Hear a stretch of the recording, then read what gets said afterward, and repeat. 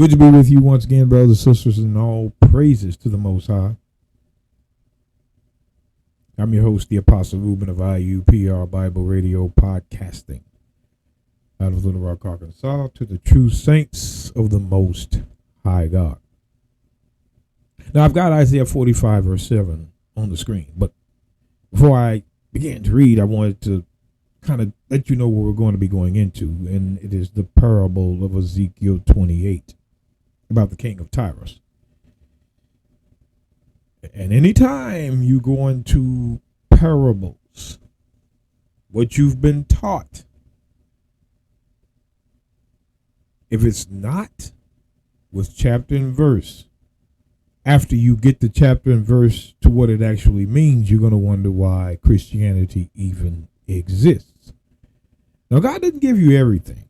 He gives you some things to present. And you must present these things to the believer as simple as you can. But parables have a level to them.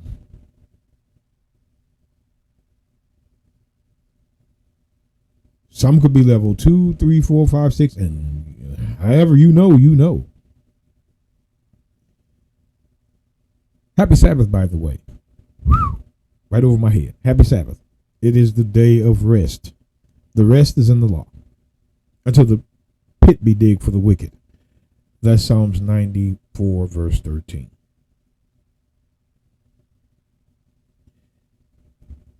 The reason why I'm in Isaiah 45, verse 7 is because there is an order in heaven.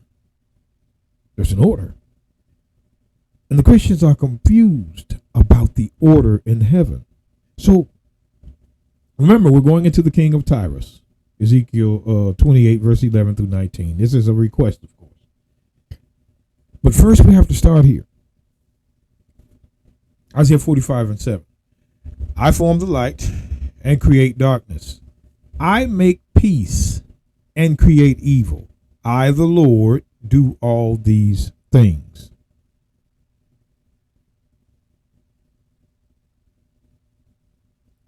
I form the light and create darkness.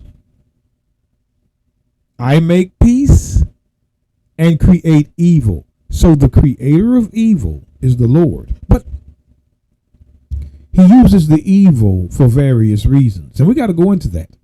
That's a whole nother podcast itself. But I want you to see it from a standpoint, chapter and verse. I, the Lord, doeth all these things. So the Lord creates the peace and he creates the evil. So anything that's evil, the Lord created it. So I want to go to 1 Samuel. 1 Samuel 16.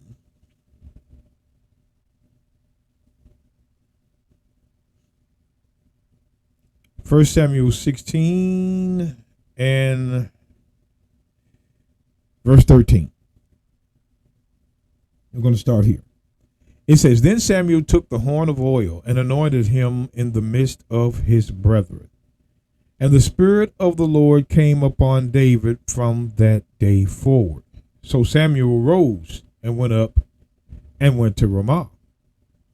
But the Spirit of the Lord departed from Saul, and an evil spirit from the Lord troubled him. Now, I want you to understand what you're reading. It says, an evil spirit from the Lord, meaning the Lord sent an evil spirit into Saul. He sent a devil. An evil spirit is a devil.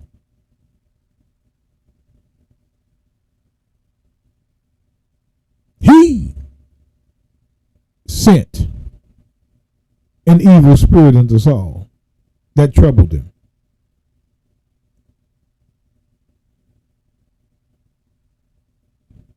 And the reason why, of course, is because when God sent Saul in 1 Samuel 15 to kill all the Amalekites, he did not.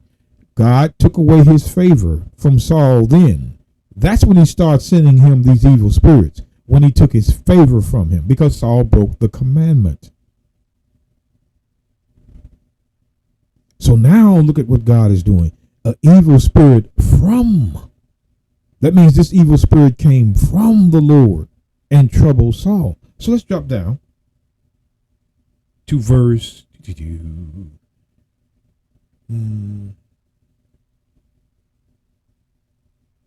I want you to see this very carefully.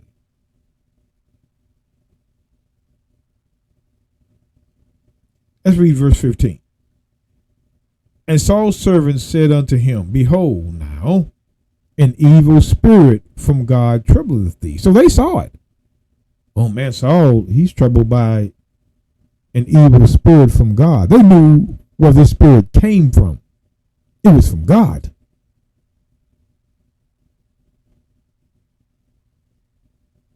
It didn't say this evil spirit came from Satan. It says from God. God sent him.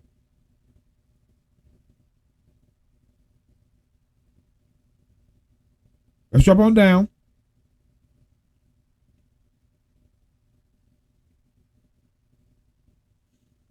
Verse 22. And Saul sent to Jesse, saying, Let David, I pray thee, stand before me, for he hath found favor in my sight.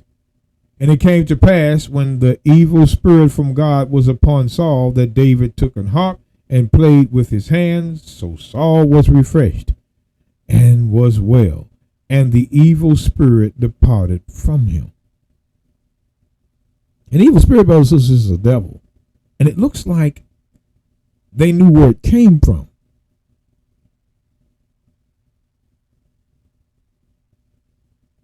Now I'm not gonna make you wait like I usually would. I want to get straight to it, and we're gonna come back. The book of 1 Kings. And an evil spirit from the Lord. Look, 1 Kings 22. Well, where do we start? Man, I got so much to cover. All right, let's start. I'm going to read on down. 1 Kings 22:18. And the king of Israel said unto Jehoshaphat, this is Ahab, by the way. That's the king of Israel, Ahab. Did I not tell thee that he would prophesy no good concerning me but evil? And he said, Hear thou therefore the word of the Lord. I saw the Lord sitting on his throne, and all the host of heaven standing by him on his right hand and on his left. The hosts are the angels. So God had angels on the right, and he had angels on the left. God had angels on the right, and he had angels on the left. All the hosts around the throne. Now let's look. Watch this. And the Lord said, Who shall persuade Ahab? So he's telling an angel. Look here. Look at what God is talking. When he's talking to these angels, look at what he's saying to these angels.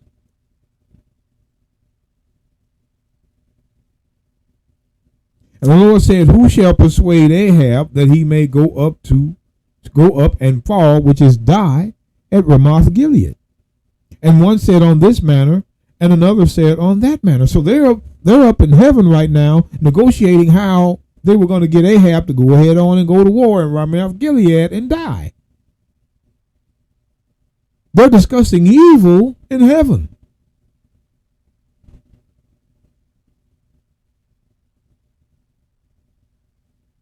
When you break the Lord's commandments, you think he's just going to sit in heaven and let you do it? No. Something is going to happen to you. That's why Christ said, That's why Christ said, we're going to come back here.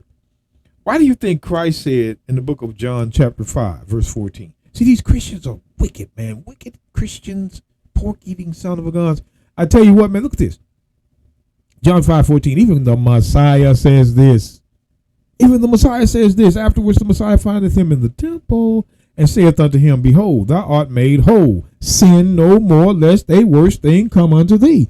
Because when you sin, bad things happen to you, like it's happening to Saul. Not or happening to Saul, and you're going to find out Ahab. See, when you break the commandment,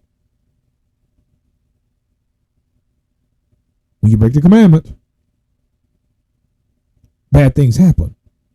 not good things.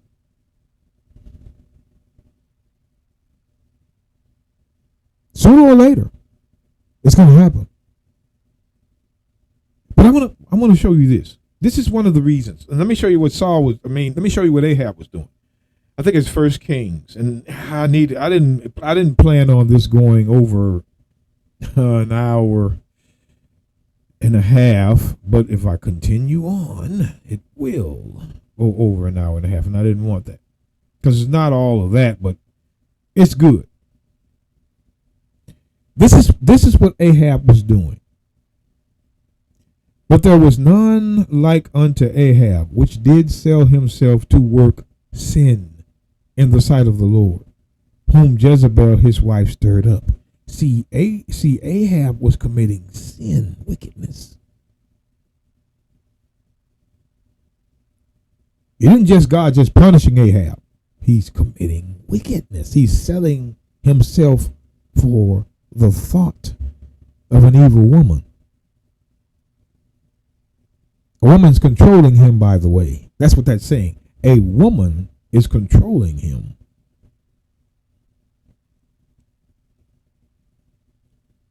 Now, women, if you can't, every time, if you're going to be taught by me as a woman, you're going to, I'm equal opportunity when it comes to what this Bible says. That's what's going on here. And God's tired of it. See, in other cultures, like the queen of Sheba that came to see Solomon in 1 Kings 10, other cultures, women did rule. They ruled in Egypt. They ruled in Ethiopia. Candace, queen of the Ethiopians. I mean, but God, God's people needed to be ruled by a man. That's why it says, when you look at this, Numbers 27, not just to show you, Numbers 27.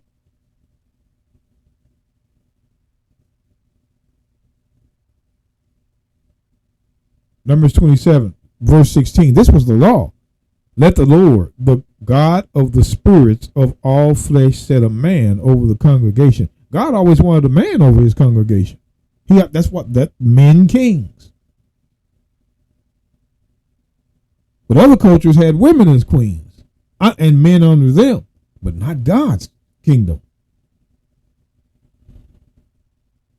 But this is not the point. Ahab sold his soul for Jezebel. So let's go back to 1 Kings 22. This is why God is going to kill him in war. We're not going to go that. Let me see. What was we? All right. 1 Kings 22:20. I'm sorry.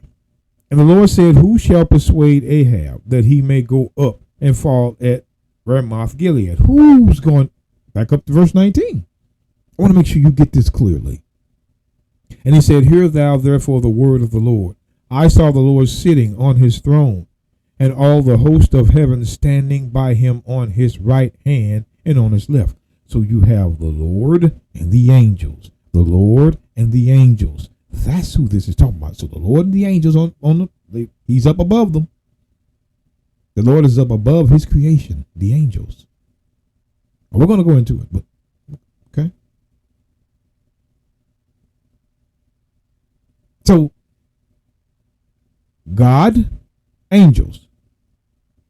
And the Lord said, who shall persuade Ahab? So he's talking to the angels, that he may go up to Ramoth Gilead. And one said on this manner, and another said on that manner. And there came forth a spirit, an angel, and stood before the Lord, and said unto him, I will persuade him. Now watch, look at he told the Lord, I will persuade him. I'm going to do it. I'm going to be the spirit that goes to persuade Ahab to go to battle. But watch, look at this. And the Lord said unto him, wherewith? And he said, I will go forth, and I will be a lying spirit in the mouth of all his prophets. So this spirit had to use man to deceive him. The Spirit used man to deceive Ahab. So spirits work through men. You're going to see this as we get into Ezekiel 28. Spirits work through men. I will be a lying spirit in the mouth of all his prophets. And he said that he is God. Thou shalt persuade him and prevail also. Go forth and do so. So look what's happening. God gave this angel permission to go deceive Ahab. Permission, permission, permission. That devil, that spirit could not go to those prophets without God telling him to go.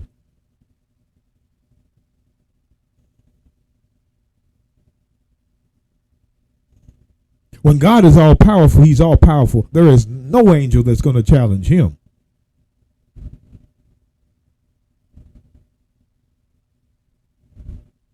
This is what we're trying to get you to see. No angel is challenging him. They're doing what he says, and we're going to show you in more in depth as we go along. Look at this. Let's drop back down. And the Lord said unto him, wherewith? Question. And he said, I will go forth, and I will be a lying spirit in the mouth of all his prophets. And he said, thou shalt persuade him. You, a devil, a spirit, a lying spirit,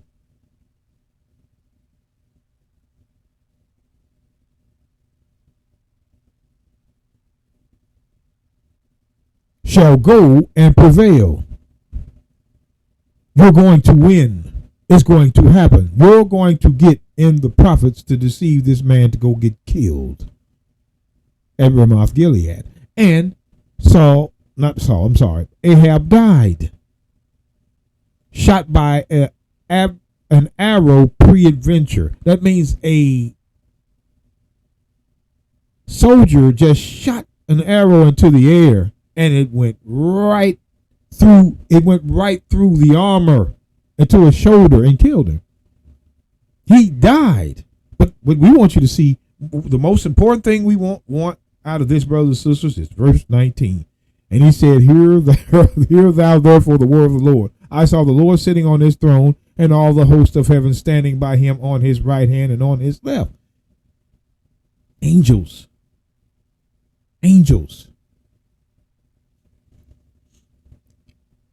And the Lord said, who shall persuade Ahab?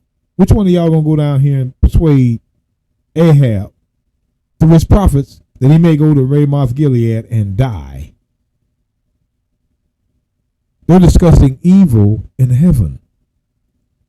God and the angels.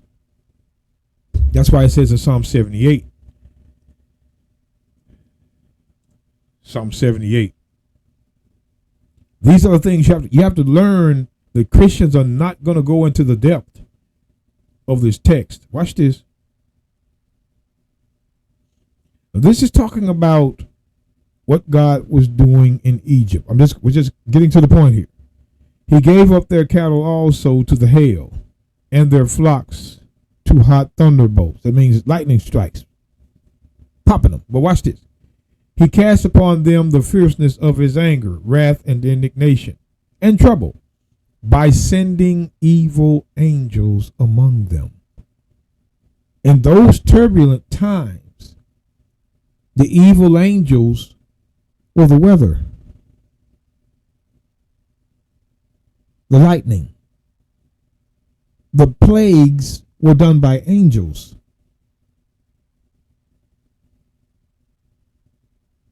We're going to show you this. The plagues were done by angels.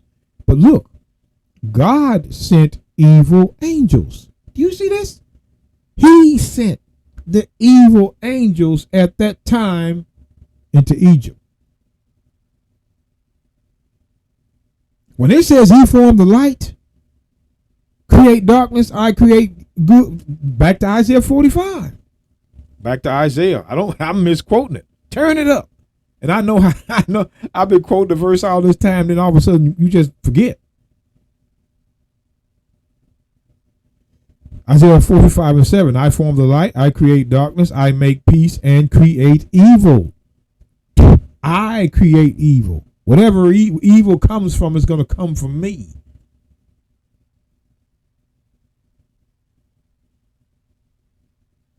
I, the Lord, doeth all these things. I'm doing it.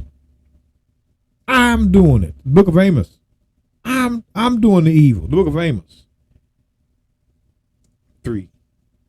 See, this is the rest in the law right here. This is what the Sabbath is all about, brothers and sisters. The Sabbath is all about learning. Shall a trumpet be blown in the city? This is Amos 3:6. I'm sorry. Shall a trumpet be blown in the city, and the people not be afraid? Shall there be evil in the city, and the Lord hath not done it? Wherever he was at, I did that. That was me.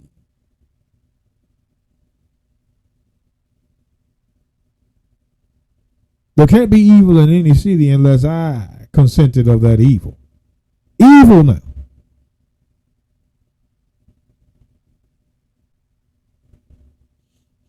Surely the Lord God will do nothing, but he revealeth his secret unto his servants, the prophets. So whenever God's about to commit evil, he warns them. It's a warning. There's a warning before God does it. That's what the prophets say. When you look at the prophets, that's what it's about. Warning before the danger. Let's go back. I want to make sure you see this. Psalms 78. Don't want you to forget the thought.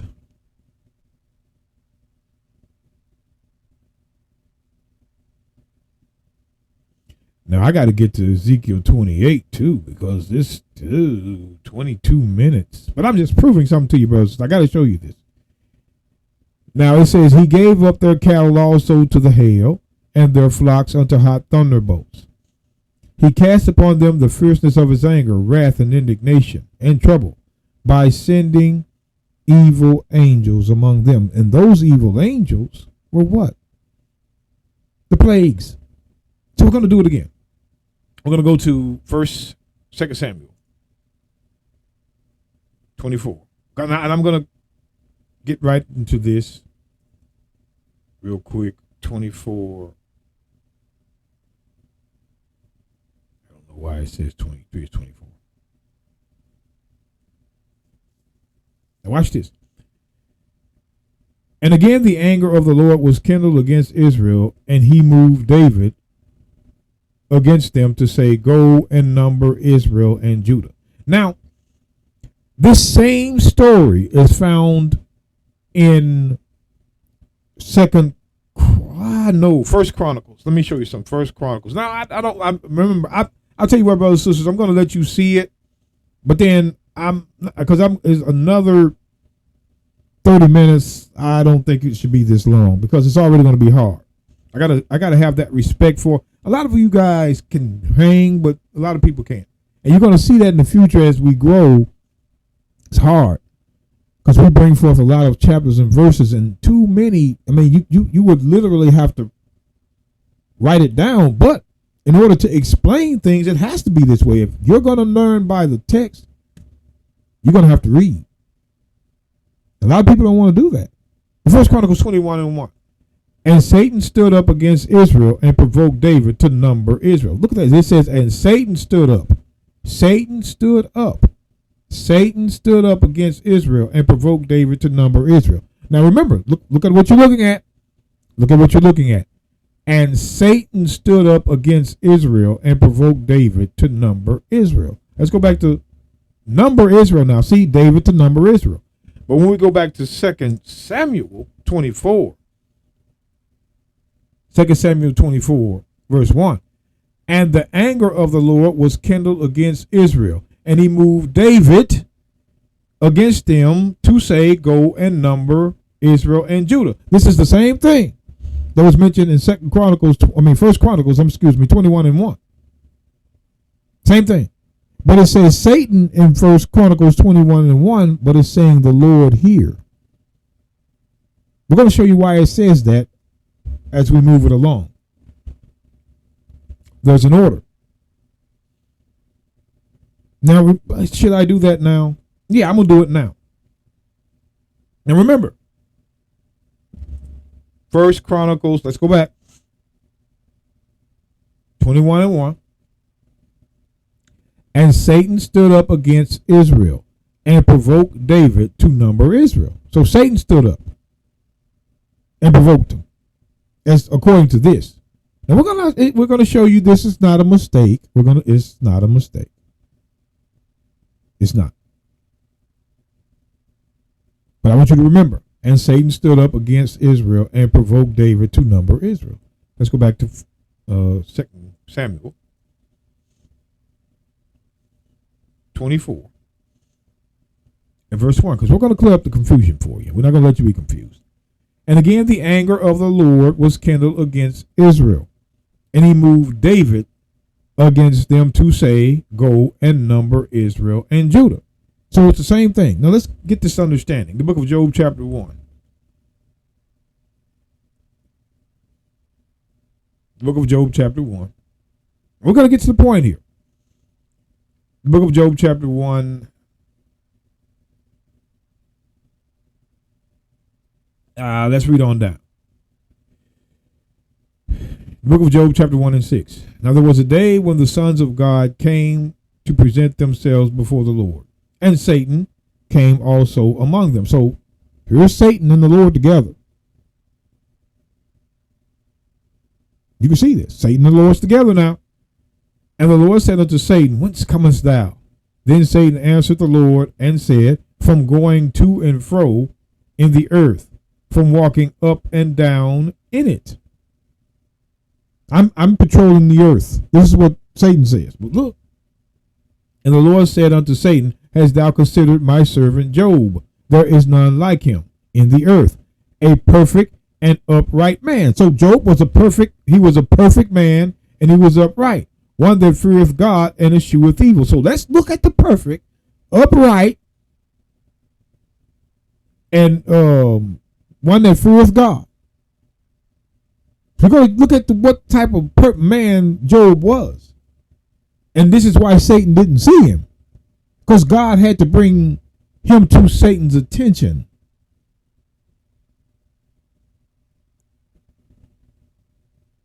God had to bring Job to Satan's attention.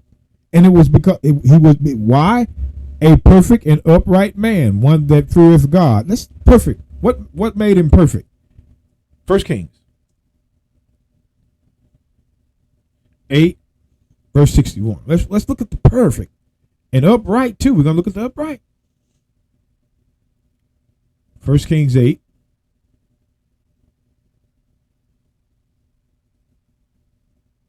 Verse 61.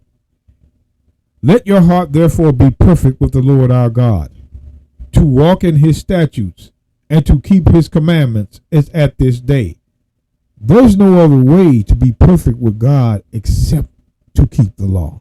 Christians aren't going to find it. Ask him to find that. How can we be perfect? We don't go to Matthew through Revelation. Show me in the Old Testament how they were to be perfect, because we're in the Old Testament. The story of Job is in the Old Testament. So if you're looking for the context, you're going to have to stay here. You can't say, oh, it's in Christ now. No, come back here. The way to be perfect was by keeping law. So Job was perfect. This is why. Let's get the book of Psalms 18.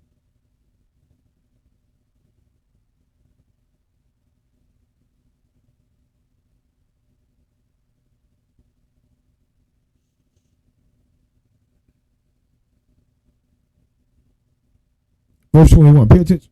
It says, for I have kept the ways of the Lord, and have not wickedly departed from my God. He has kept the ways. The ways are the laws.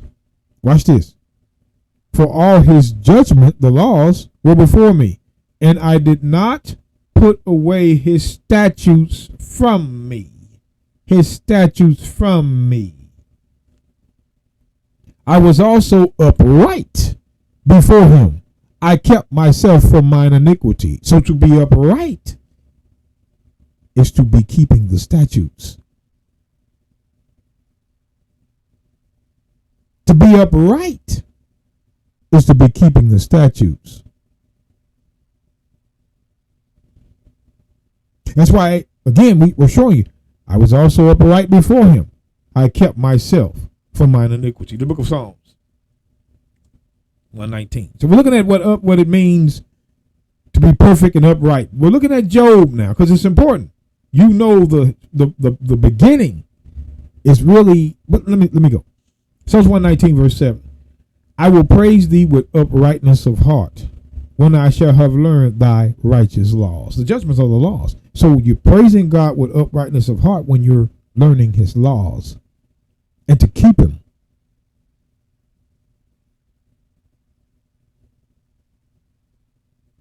This is easy.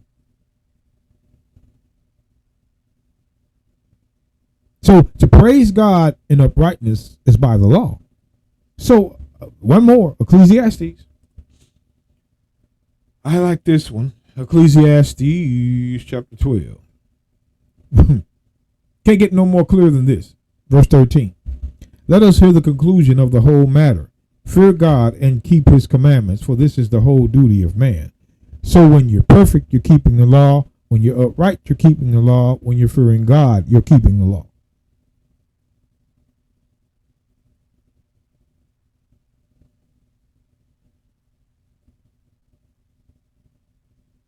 Any kind, no other way to go with it. So I'm going to go back to Job.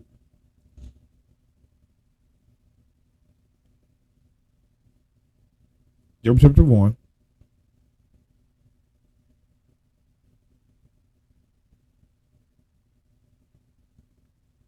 Verse 8. And the Lord said unto Satan, hast thou considered my servant Job, that there is none like him in the earth, none like him, a perfect man by the law, and an upright man by the law, and one that feareth God by the law, the keeping of the law, and escheweth evil. That's how you eschew evil, by keeping law. You can't be perfect, upright, and fearing God by sin. It has to be by keeping the law. But look at this. Watch Satan.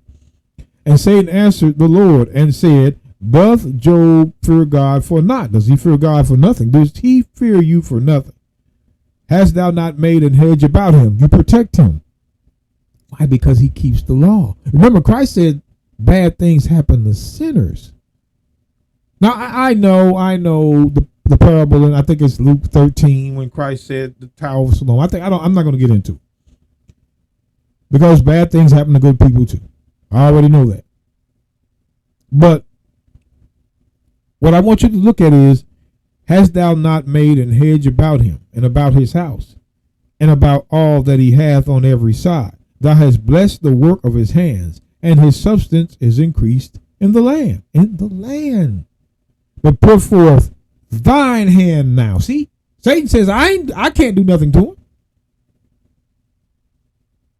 It's an order, folk. It's an order.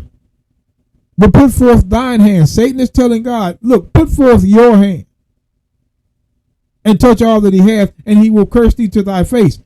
Meaning the devil could not attack Job without the consent of God. He can't. No angel could. No angel. This story about an angel turning on God does not exist, brothers and sisters. It does not. It never exists. You will not find a story of him doing that. When it says, but put forth thine hand now and touch all that he hath, and he will curse thee to thy face. So look at this. We're going to go into it. Watch this.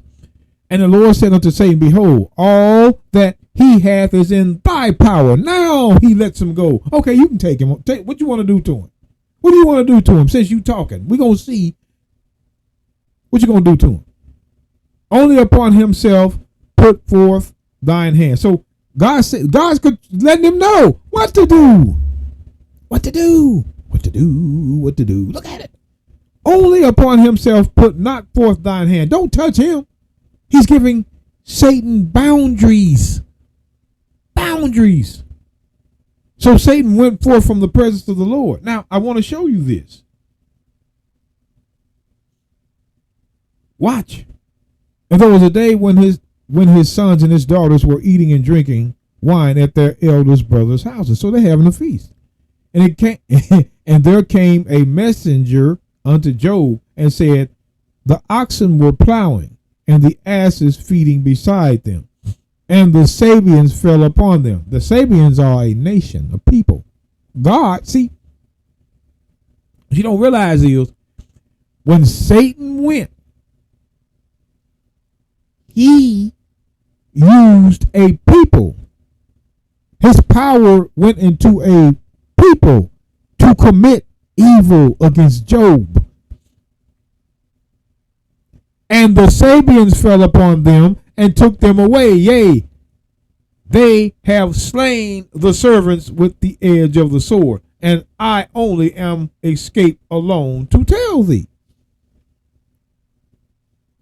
So Satan used a nation to kill Job's servants.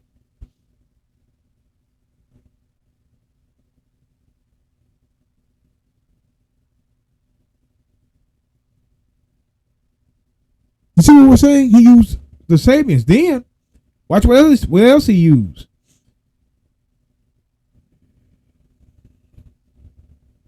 He says, while he was yet speaking, there came also another and said, the fire of God, not the, look, it's the fire of God is fallen from heaven, and has burned up the sheep and the servants and consumed them. And I only am escaped alone to tell thee. So God sent a fire. Now remember, he told Satan to go do the work. But look who's getting the credit. Satan went and done the work, but who fire? It didn't say a fire from Satan, because it's not his fire, it's God's fire. But he told Satan that he could go do that.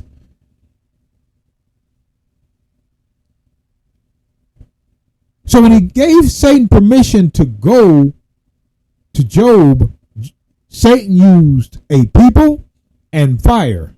Watch what else he uses. And while he was yet speaking, there came also another and said, the Chaldeans, another people, the Chaldeans made out 3 bands and fell upon the camels and have carried them away, yea, and have slain thy servants with the edge of the sword. And I only am escaped alone to tell thee. So again, Satan is using nations to do this to Job. He's using people. Notice, the devil uses people. He used people in 1 Kings 22 and I think 21 when he was going to 20 or 20. Let me show you again. He's using people. We're going to do this again. I want you to look, because I want you to be sure that you understand. Satan is going to use a people to do, watch 1 Kings 22.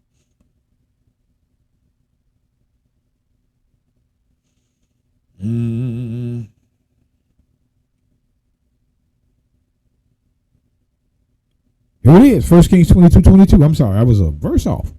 And the Lord said unto him, wherewith? And he said, I will go forth. This is a devil now, a lying spirit. I will go forth and be a spirit of sin in the mouth of all his prophets. He would come through his prophets.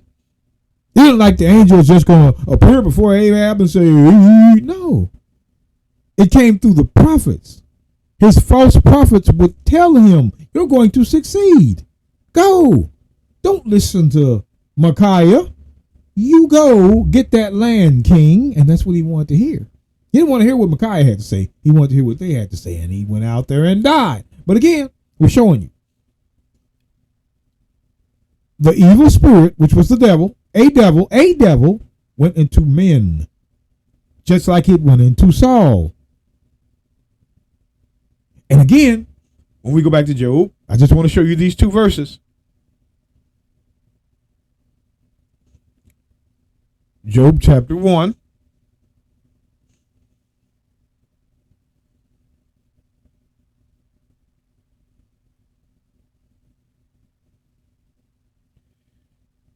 We'll start in, I say 14.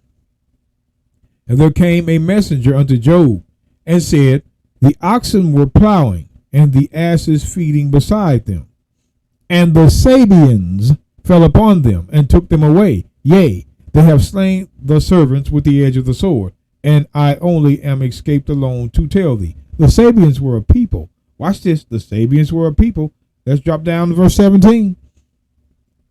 While he was yet speaking, there came also another and said, the Chaldeans made out 3 bands. There are more people. See, the devil is using people. And fell upon the camels, and have carried them away, yea, and slain the servants with the edge of the sword, and I only am escaped alone to tell thee. So we're letting you see Satan used nations. He came through nations, people. It's very important you understand that.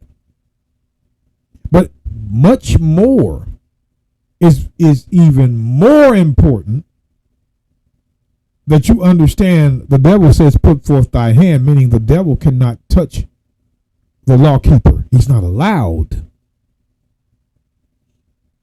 And see, sometimes we wonder why the sweetest people die. You never know, brothers and sisters. You never know. That's why there's no judgment. You judge by the book.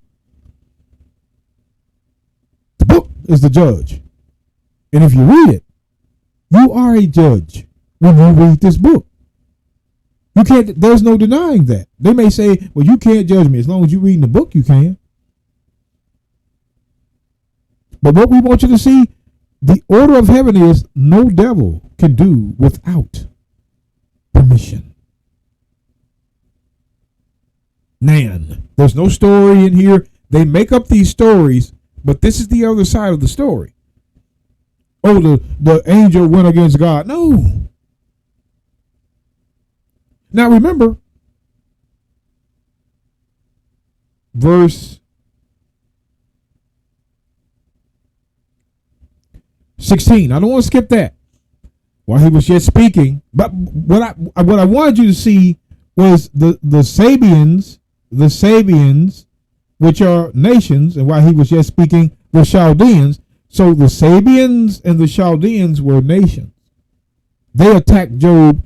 The devil used the nations. But in verse 16, it says, while he was yet speaking, there came also another and said, the fire of God has fallen from heaven and has burned up the sheep and the servants and consumed them. And I only am escaped alone to tell thee. So Satan also used elements like fire. And he's going to use something else. Watch this other angel. Look at this. We're showing you the order of heaven. 2 Samuel. Back to 2 Samuel. Because when you get into the parable of Ezekiel, you're going to have to know these things first. Because these Christians, boy, I tell you. 2 Samuel 24. And we're going to go on down. Now remember, David numbered. Remember, David numbered. I'm telling you why we were here. David numbered the children of Israel. And he did it. Look. I should have went here first. 1 Chronicles 21 and 1. Then we're going to go back here. 1 Chronicles 21. Verse 1. And Satan stood up against Israel and provoked David to number Israel. When it says Satan stood up, he got permission from God. God sent Satan to do that. But the reason why the writer in, let's go back, 2 Samuel. Let me show you why the writer did it this way. 2 Samuel 24 verse 1. And again the anger of the Lord was kindled against David. And he moved David against them to say, go and number the children of Israel. God sent Satan. See, the other one, it showed you how. But God sent Satan to get the children of Israel, to David, for him to number the children of Israel. Because the children of Israel had sinned. That's why I want you to look at this as we drop on down. I just want to read verse 3. And Joab said unto the king, now the Lord thy God add unto the people how many soever they be, an hundredfold, and that the eyes of my lord the king may see it. But why doth my lord the king delight in this thing? See, why do you delight in this thing? You already know God. It's not important. It's how many God says it is. But watch this. Notwithstanding, the king's word prevailed against Job. Man, go out there and count them people. Get out of my face and go count them. Leave me. I'm the king. And against the captains of the host. And Joab and the captains of the host went out from the presence of the king to number the people of Israel. But now, look at this. Look.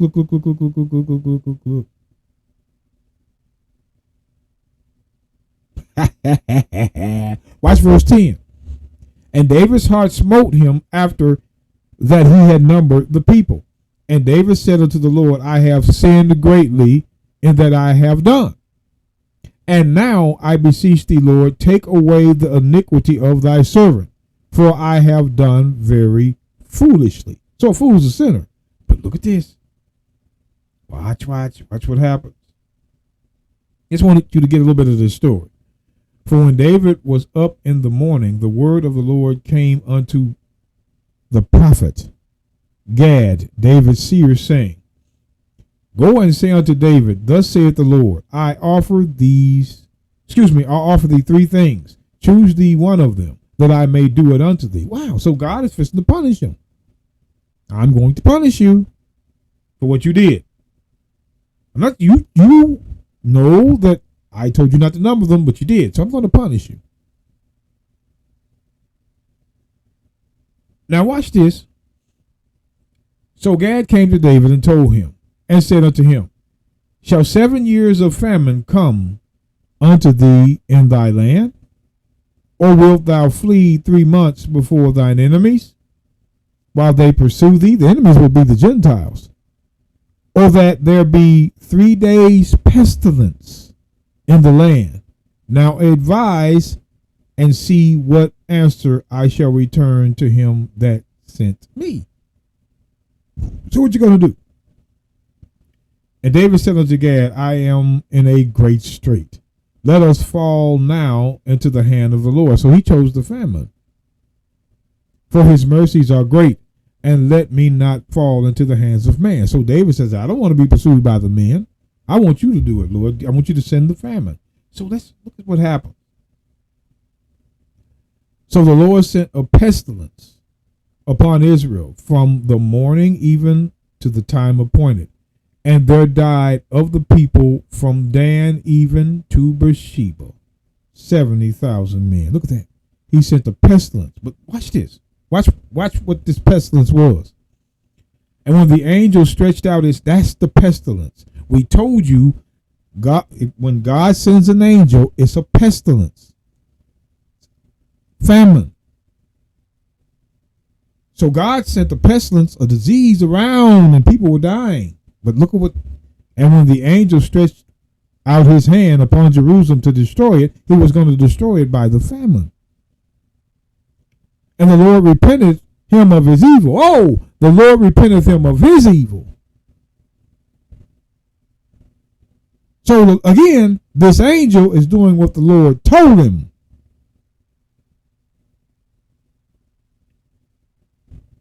And said to the angel that destroyed the people, it is enough. Man, come on up.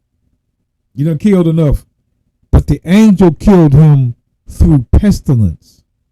Like in Job 1 verse 16, he killed him through fire. So angels use fire and pestilence and famine. That's the work of an angel. Fire, pestilence, and famine.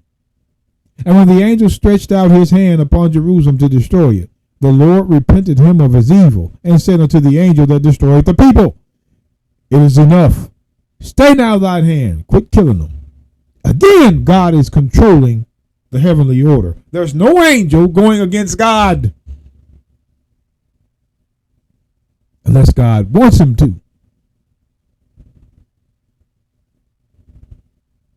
And what I mean by let me rewind that.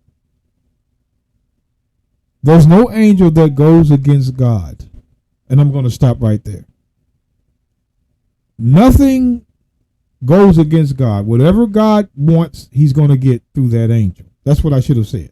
But I was trying to do something. But watch this. It is enough. Stay now thine hand.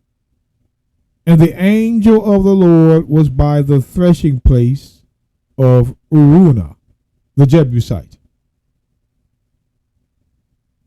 So you look, the order is no angel does nothing without God's consent. He has no problem here. But Christians teach that an angel went against God by using parables from specific places. One is Ezekiel 28. We're letting you know, Ezekiel 28.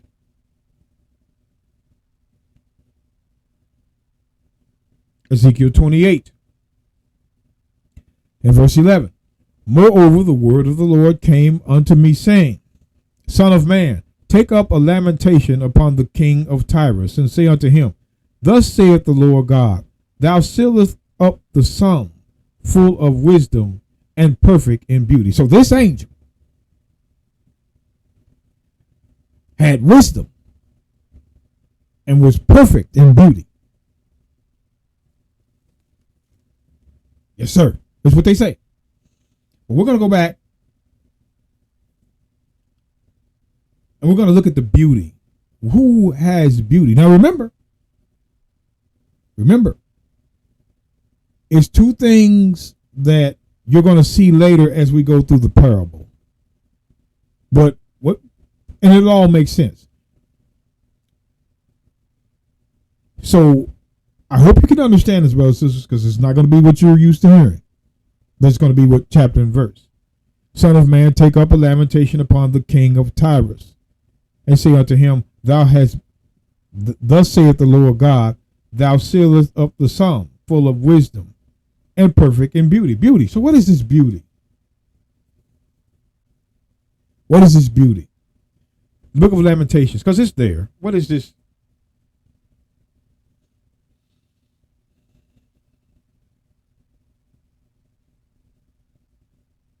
And even before that, what I should have did, because it says perfect in beauty, I have to show you the beauty first and then the perfect second. But the book of Lamentations, chapter 2, in verse 1. How hath the Lord covered the daughter of Zion with a cloud in his anger, and has cast down from heaven unto the earth the beauty of Israel. Now I want you to understand something.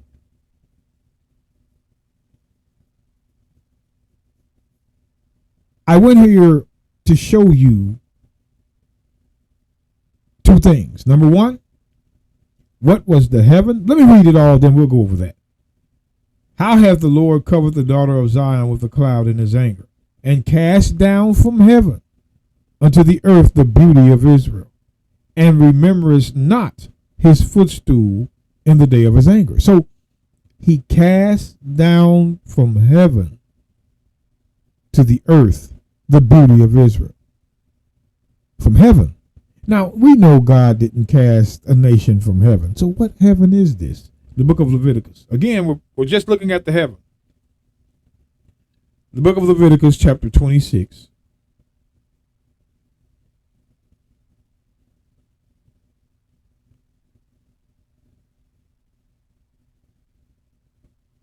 I'm going to show you what this is.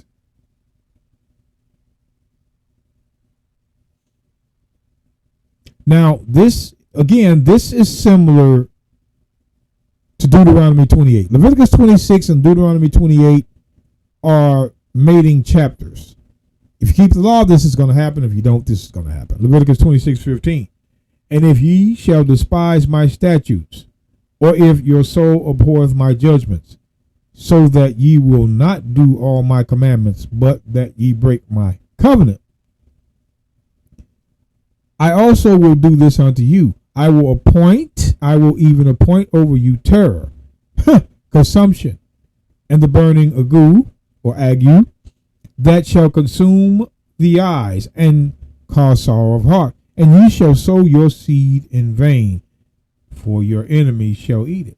Your enemies shall eat it, the Gentiles. But wait, let's drop on down to verse 19. And I will break the pride of your power. Oh, power, your power. And I will make your heaven. So the heaven was your power, as iron, and your earth as brass, meaning you're going to, when it says I will make your heaven as iron and your earth as brass, that's slavery. So your heaven will now be iron and brass, which is captivity. But notice it says, and I will break the pride of your power, and I will make your heaven. So their heaven was their kingdom, the power.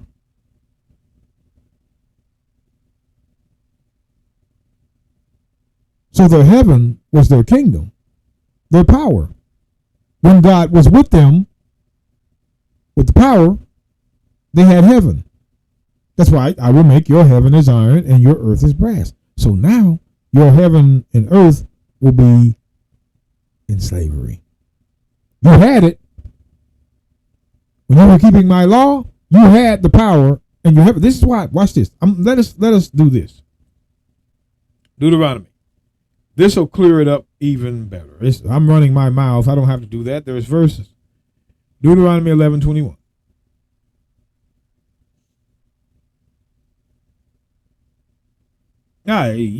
Let's start up in verse 18.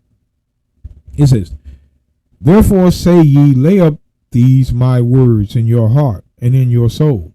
Bind them for a sign upon your hands, that they may be as frontlets between your eyes. He's talking about the laws.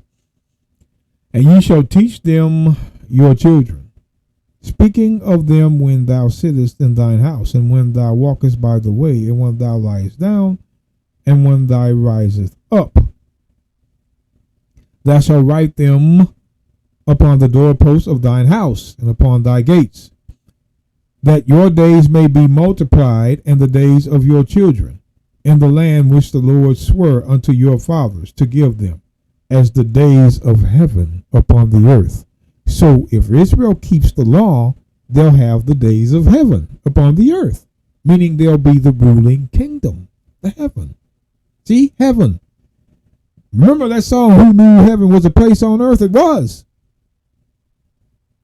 For Israel, if they kept the law, the days of heaven, that's, you see, the days of heaven upon the earth. If we kept the law, it would have been the children of Israel's heaven. Heaven now. So again, as Israel sins, lamentations. Let's see what happened. Lamentations 2. So if we kept the law, it would have been as the days of heaven. So watch this. Lamentations 2:1. How hath the Lord covered the daughter of Zion with a cloud in his anger, and hath cast down from heaven unto the earth the beauty of Israel. So the beauty of Israel was in their kingdom, and remembered his footstool in the day of his anger. Remembered not his footstool, in the day of his anger. So when Israel was keeping the law, they not only had heaven, but they had beauty. Beauty.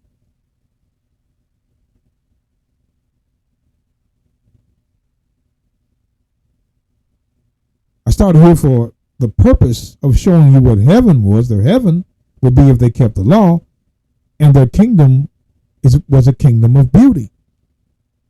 But God cast them down from that to the earth because of sin.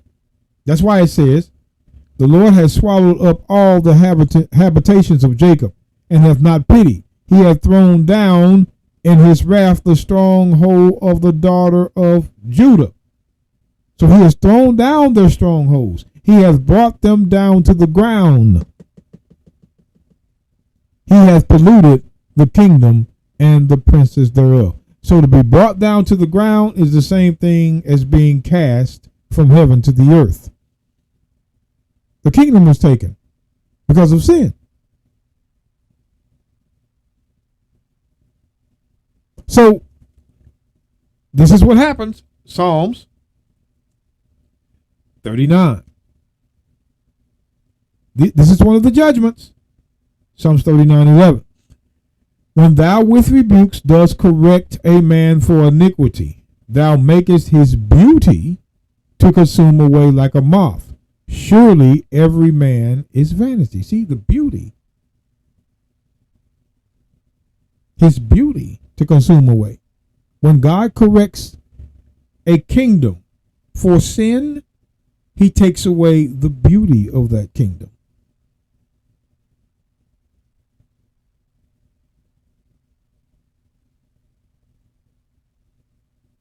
Hoping you will understand this. So, the book of Ezekiel. You be the judge if this is talking about an angel or a nation that an angel is using. That's why we took you. Angels use nations, people. Son of man, take up a lamentation upon the king of Tyrus, and say unto him, Thus saith the Lord God, Thou sealest up the psalm, full of wisdom, and perfect in beauty. So the beauty was of the kingdom of Tyrus. The beauty is the kingdom of Tyrus. But it says perfect. Now, when it says perfect, people don't understand that. Let me give you an example. Because we got to put this together. We're reading words here. So we got to take a look at these words. So the beauty is the kingdom, but watch, when it says perfect, first of all, we're going to go to the book of Job 15. Now, I know this is the long way, but we got to look at this. Job 15.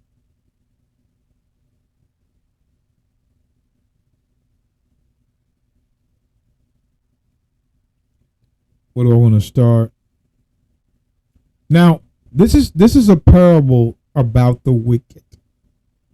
This is a parable about the wicked. The wicked man travaileth with pain all his days, and the number of his years is hidden to the oppressor. So, it's talking about the wicked. Now, for time's sake, we want to drop on down, and I want you to see verses 28 and 29. It says, And he dwelleth in desolate cities, and in the houses which no man inhabiteth, which are ready to become heaps. He shall not be rich, neither shall his substance continue, neither shall he prolong the perfection thereof upon the earth. So this wicked that we read about in verse 20, it says that he shall not prolong his perfection upon the earth. So there's a certain perfection that the wicked have. A certain perfection. That's why David says in Psalms 119. Psalms 119 verse 96.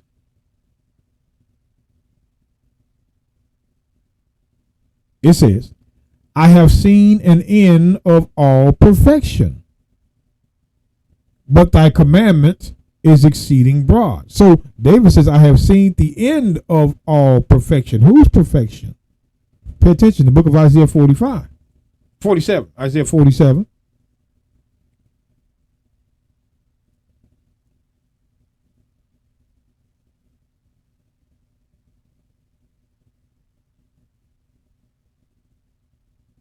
Now, the topic is, come down and sit in the dust, O virgin daughter of Babylon. Now, who is this virgin daughter of Babylon? Who is this? Who is the daughter of Babylon? The book of Psalms. Who is the daughter of Babylon? Psalms 137. The Bible gives you what it wants. Psalms 137, verse 7. Remember, O Lord, the children of Edom, and the day of Jerusalem, who said, raise it, even to the foundation thereof. O daughter of Babylon. Also, Edom is the daughter of Babylon.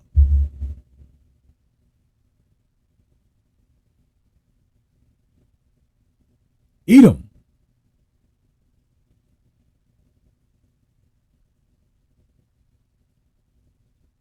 We know him as the so-called Caucasian man.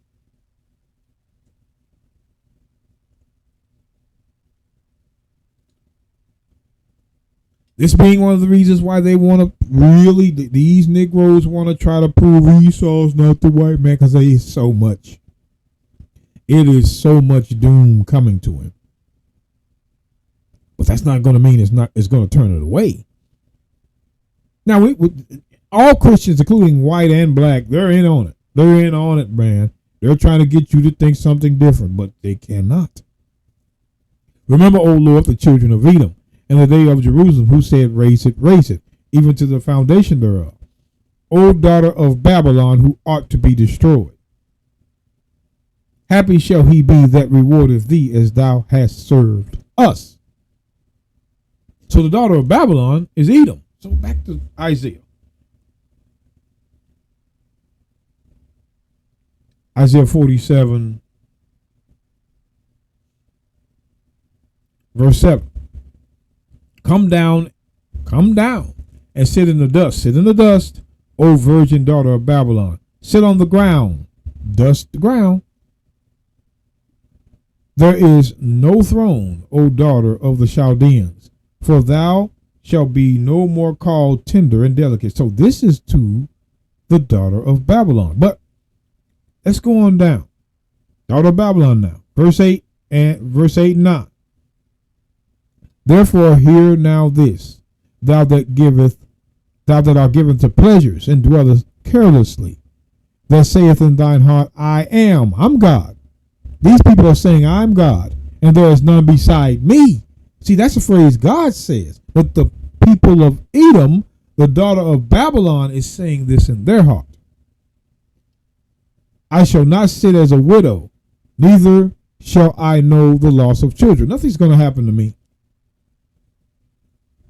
But these two things shall come to thee in a moment, in one day, the loss of children and widowhood. They shall come upon thee in their perfection. Perfection.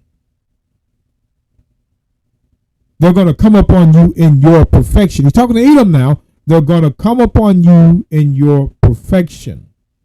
For the multitude of thy sorceries, and for the great abundance of thine enchantments. It shall come unto thee in thy perfection, meaning in their kingdom, the perfection of their kingdom. For the multitude of thy sorceries, and for the great abundance of thine enchantments. That is what Edom's perfection was. He was able to bring forth sorceries and enchantments to deceive. That was his perfection. That is how his kingdom stood.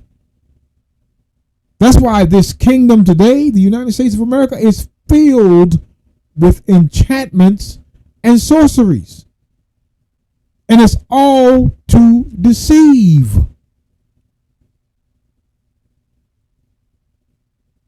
That's why it says, look at this. For thou hast trusted in thy wickedness. Wickedness is sin. Thou hast said, none seeth me. Thy wisdom and thy knowledge, it has perverted thee. See, the wisdom and the knowledge came through the enchantments and sorceries.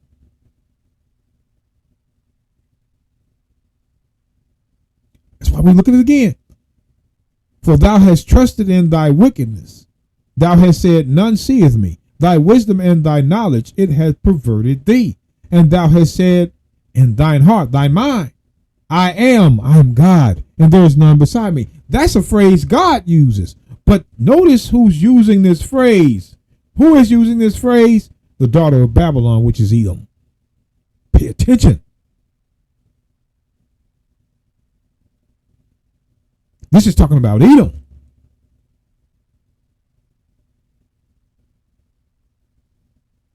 Verse 9.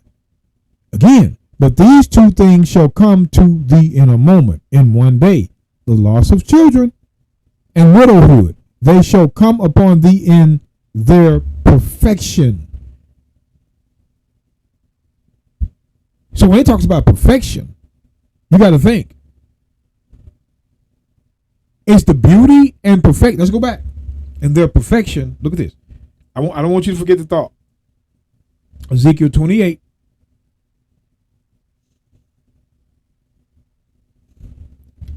Verse 2. Son of man, say unto the prince. Wait a minute. No. Wow. 12, yo.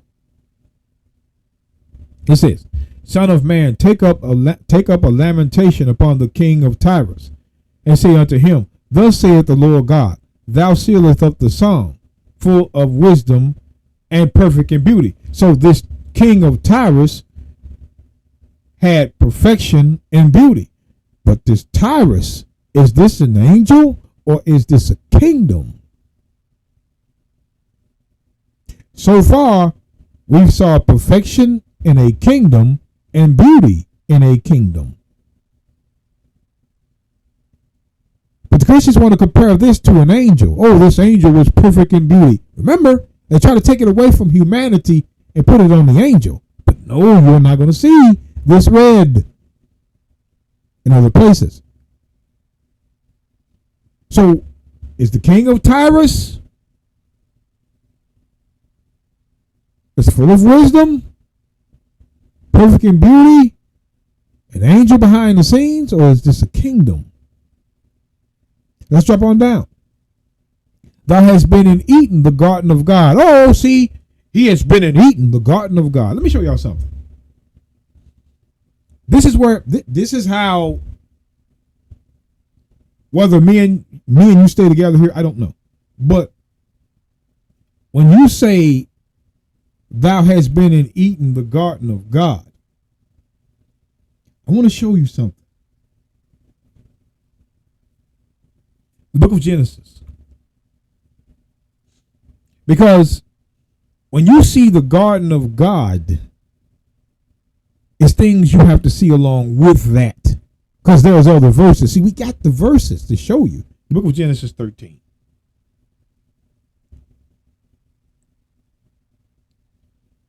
The book of Genesis 13. Pay attention. Verse 8.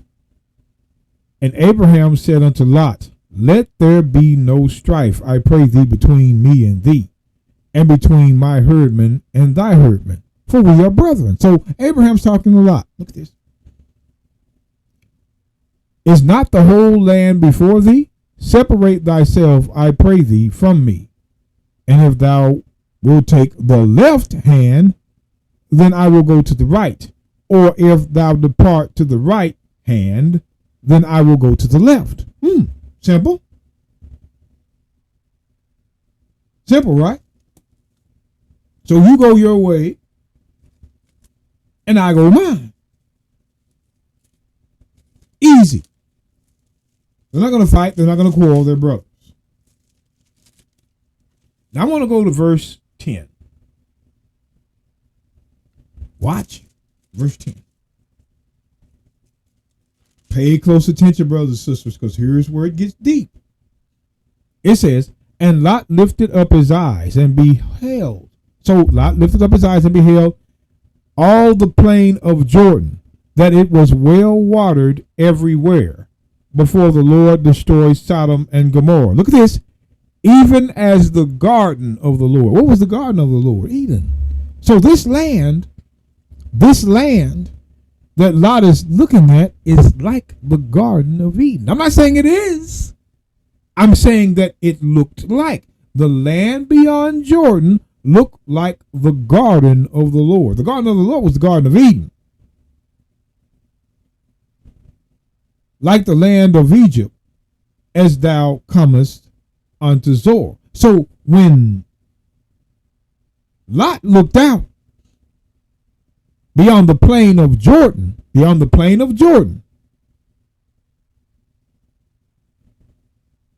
he saw that it was well watered everywhere before the Lord destroyed Sodom and Gomorrah, even indeed as the garden of the Lord. So this plain beyond Jordan was like the Garden of Eden. Exactly like it. Well watered. See, you got to understand, Eden is more of a meaning as well as a place. Eden has a meaning as well as a place. And we know Eden means a place well watered, and water is everywhere. And it was the plain of Jordan before the Lord destroyed Sodom and Gomorrah, even as the garden of the Lord. So this plain was like the garden of God. This was like Eden. Like the land of Egypt, similar to the land of Egypt, as thou comest unto Zoar. So we're looking at the garden of God. Lot saw a place similar to the garden of God. But notice, watch this. And Lot lifted up his eyes and beheld all the plain of Jordan, and it was well watered everywhere before the Lord destroyed Sodom and Gomorrah. What does that mean? Because we're going to go to the plain of Jordan again in the book of Kings. Getting straight to the point. The book of Kings 7. 1 Kings 7.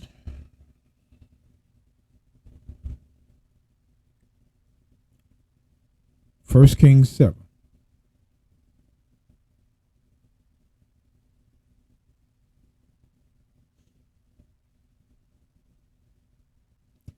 First Kings 7:45.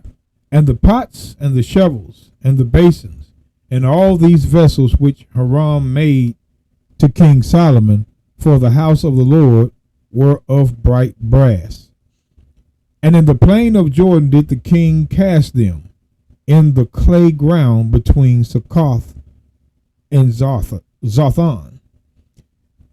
The plain of Jordan now was a clay ground. Why? Because the Lord destroyed it when he rained fire on Sodom and Gomorrah. That same plain of Jordan that Lot looked at, that was similar to the Garden of Eden, the garden of the Lord, was now clay ground, dry.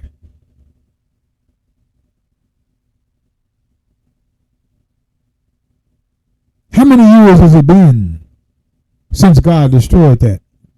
1,000 at least. Nothing ever grew there again. It was clay ground, clay.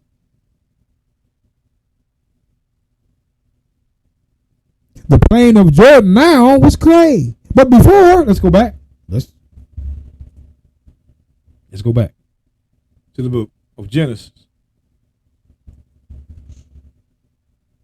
Chapter 13.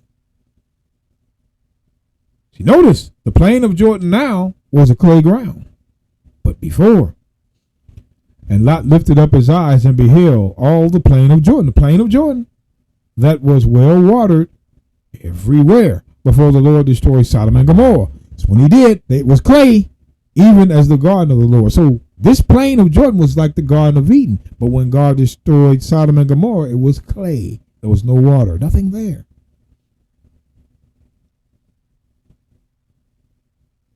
So I ask you, if we're to be believers in this book,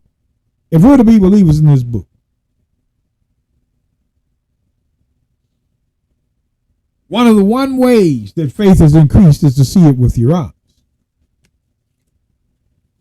And these Christians, oh, well, the Garden of Eden was here, the Garden of Eden was there, the Garden of Eden was here and there and there and here.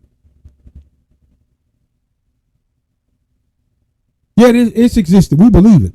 Seeing is believing. We don't see the garden. It's a reason why we don't see it.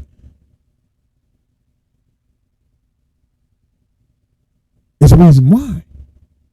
But the first thing I want you to see is where a well-watered place good plain was as the garden of the Lord. This, what you're seeing here, is is exactly how the Garden of Eden truly was. It was a plain that was well watered. That's where God put Adam. And Lot had a place similar to that. He was going to stay. The plain of Jordan represented, it was like a representation of the garden before God dried it up. I'm doing this for a reason. I'm doing this for a reason. The book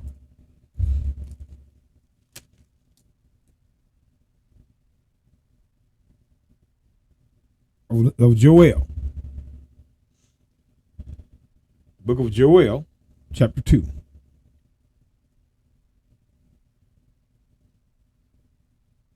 Verse 1. It says, blow ye the trumpet in Zion, and sound an alarm in my holy mountain. My holy mountain. Look at that holy mountain now. Pay attention to the holy mountain. And let all the inhabitants of the land tremble, for the day of the Lord cometh, for it is nigh at hand. A day of darkness and gloomness, a day of clouds and thick darkness. As the morning spread upon the mountains, a great people and strong. There hath not been ever the like, never the like, neither shall be any more after it, even to the years of many generations. So this great people that's coming, it has never been like it, and it ain't going to happen again. Letting you know this is it. If it's never going to happen again, if there's never more, we're going to read it again. A day of darkness and of gloominess, a day of clouds and of thick darkness, as the morning spread upon the mountains, a great people and a strong. So this is a great people and a strong. There hath not been ever the like. There's been no kingdom like this. No kingdom. Neither shall be any more after it. There's not going to be a kingdom anymore after it. Even to the years of many generations. To pay attention to this. A fire devoureth before them. A fire. So this great people like to use fire. We're going to find out who uses fire in the kingdom that shall come, and none like it shall come again. We're going to see. And a fire devoureth before them, and behind them a flame burneth. The land is as the Garden of Eden. Again, we're showing the land is as the Garden of Eden before them, and behind them a desolate wilderness. Yea, and nothing shall escape them. So a fire devoureth before this people,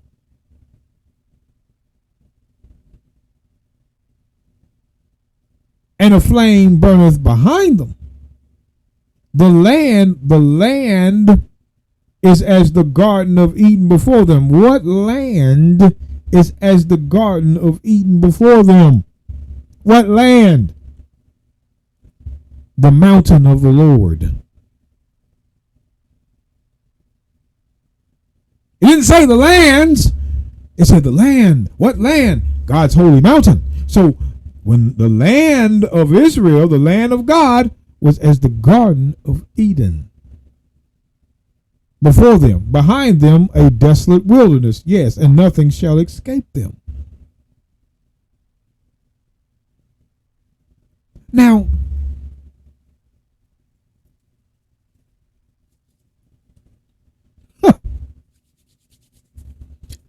I don't want to go any further here. I'm going to come back around,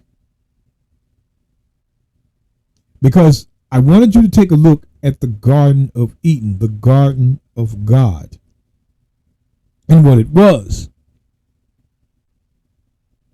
The land is as the Garden of Eden. What land? What land? The holy mountain.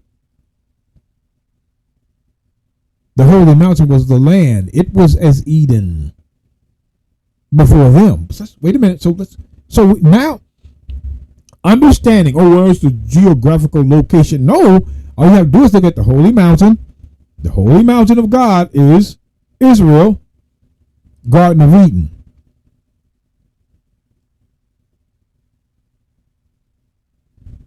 Garden of Eden. Let's go back. Wait a minute. Wait. Ezekiel 28. Ezekiel 28. The garden.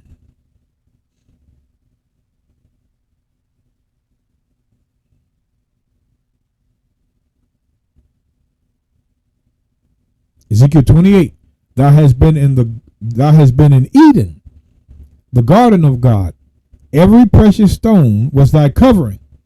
The sardius, the topaz, and the diamond, the beryl, the onyx, and the jasper, the sapphire, the emerald, and the carbuncle, and the gold, and the workmanship of thy tabrets and of thy pipes was prepared in thee the day that thou was created. So they say the day that Yah was created. But see, look, we're not going to lie to you, brothers and sisters. The book of Psalms. We're not going to lie to you. Psalms 148. We're not going to lie. Psalms 148 and 1. Praise ye the Lord. Praise ye the Lord from the heavens. Praise him in the heights. Praise ye him, all his angels. Angels. Praise ye him, all his hosts. Praise ye him, sun and moon. Praise him, all ye stars of light. Praise him, ye heavens of heavens. Heavens of heavens now. More than one heaven. And ye waters that are above the heavens. Let them praise the name of the Lord, for he commanded, and they were created.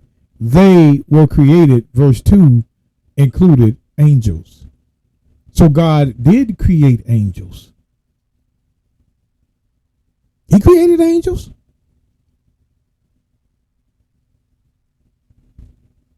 See? Praise ye him, all his angels. Praise ye him, all his hosts. Let them, I'm dropping down to verse 5. Let them praise the name of the Lord, for he commanded, and they were created. So angels were created. That's why in Revelation chapter 3,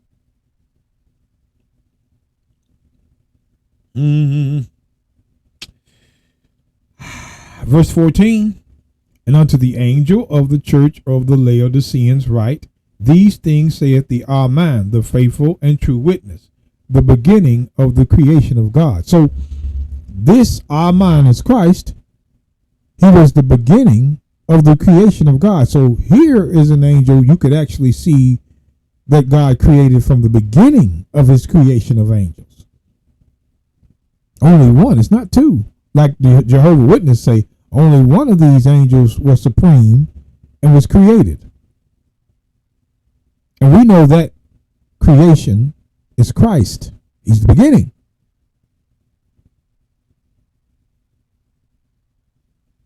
So angels were created, but also nations were created for a time. We're going to show you Isaiah 54. You determine. You be the judge. You be the judge. Isaiah 54. We're not saying angels wasn't created, but let's look at the book.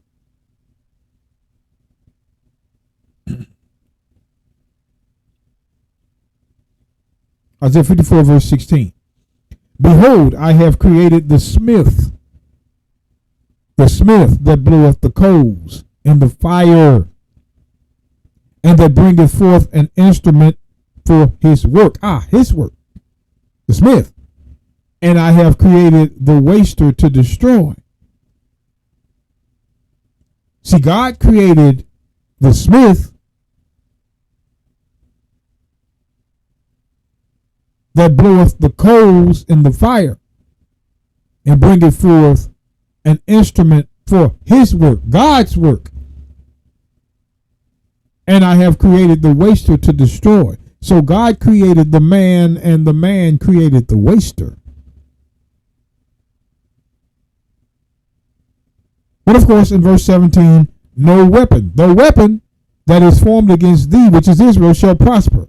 And every tongue that shall rise against thee in judgment thou shalt condemn. This is the heritage of the servants of the Lord, and their righteousness is of me, saith the Lord. So even though God has created a nation with weaponry, it's not going to hurt Israel. Now we got to see who was created here, because this creation was in the Garden of Eden and all that. Pay attention. Back to Ezekiel 28.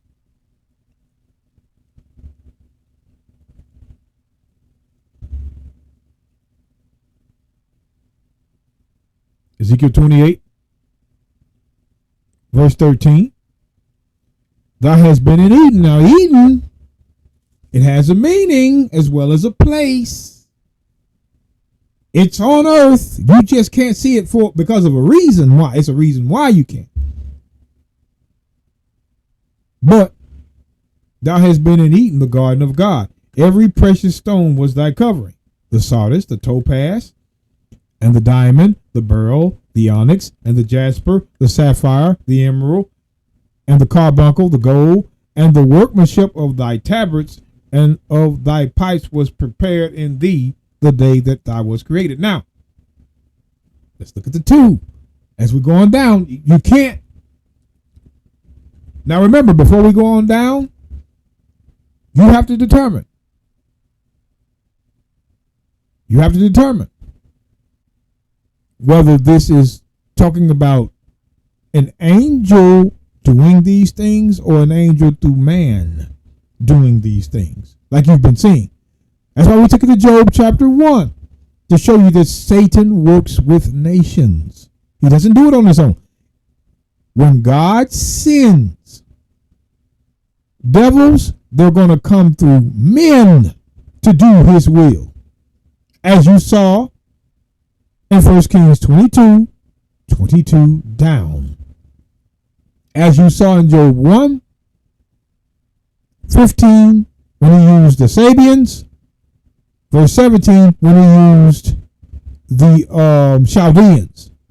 So Satan used men.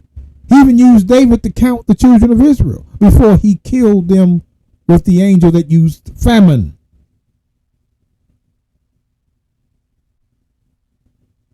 Understand the order of God. So we drop down. Thou art the anointed cherubim that covereth. See, there it is. See, you can't get away. Thou art the anointed. Never did. I never got out. I never tried to get out of the way. Because they'll say, see, this is a cherub. But remember, Lucifer is a cherub. But what did he do? He used man. But watch. Thou art the anointed cherubim that covereth. Covereth what? How does this cherub covereth? And what does he cover? Isaiah 25. Isaiah 25. Let's get to the point. See, I'm already at 133. Wow, man. I did not mean, because there was a lady that this guy, I read what the requests are. I just don't get into names because I see them, but their request is more important to me than anything. Now, this is a prophecy in Isaiah. I want to get straight to it. We'll go over this prophecy again another time. Isaiah 25:7. And he will destroy this mountain. The mountain is the people. A mountain is a people.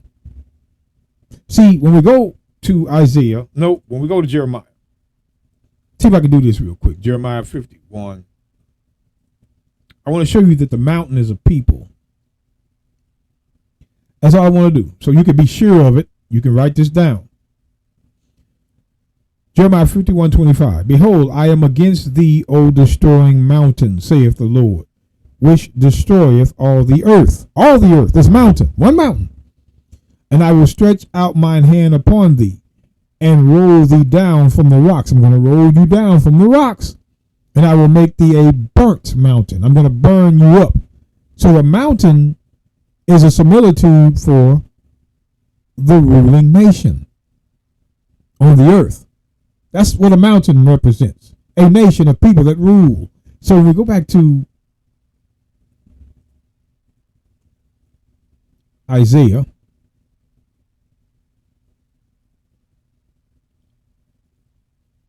chapter 25.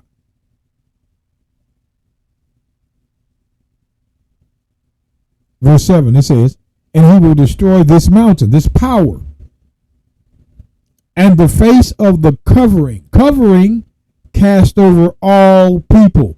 That's the covering the cherubim is doing through a nation.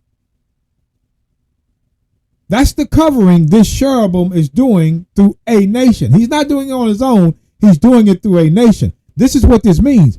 He will destroy the mountain and the face of the covering cast over all the people, and the veil that is spread over all nations. So that's how this cherubim covers. He covers the cast over all people and the veil over all nations.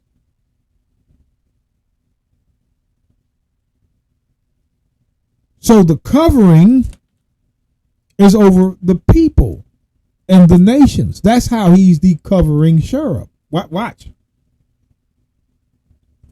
Ezekiel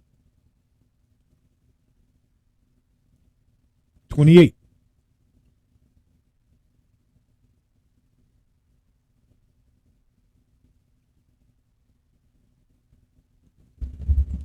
Thou art the anointed cherub that covereth, and I have set thee so. I set you to be this way. Thou was upon the holy mountain of God. What's the mountain of God? The holy mountain of God?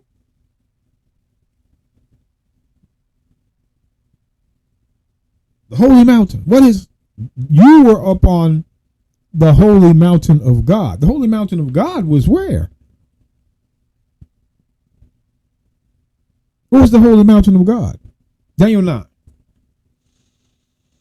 9. Daniel 9.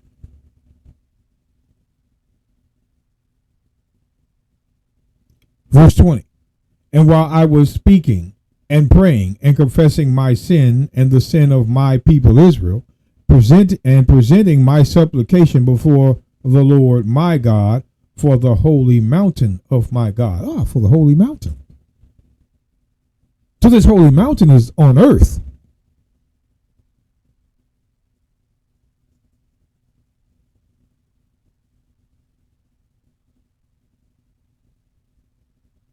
This holy mountain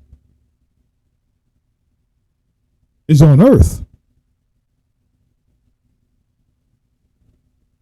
It's not some place. No, the holy mountain. It's on earth.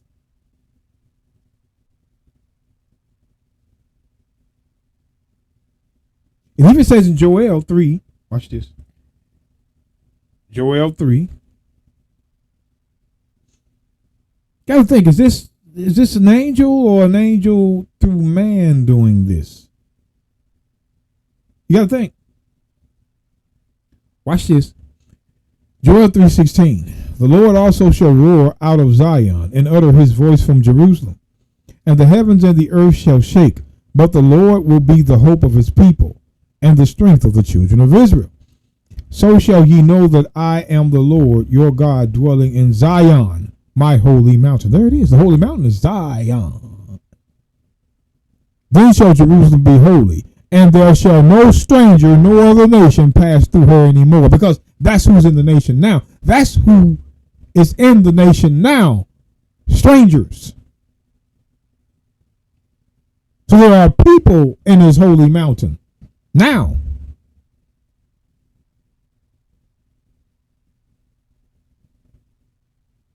But we wanted to show you that the holy mountain was Zion, not some other place. It's Zion. That's his holy mountain. So we go back to Ezekiel 28.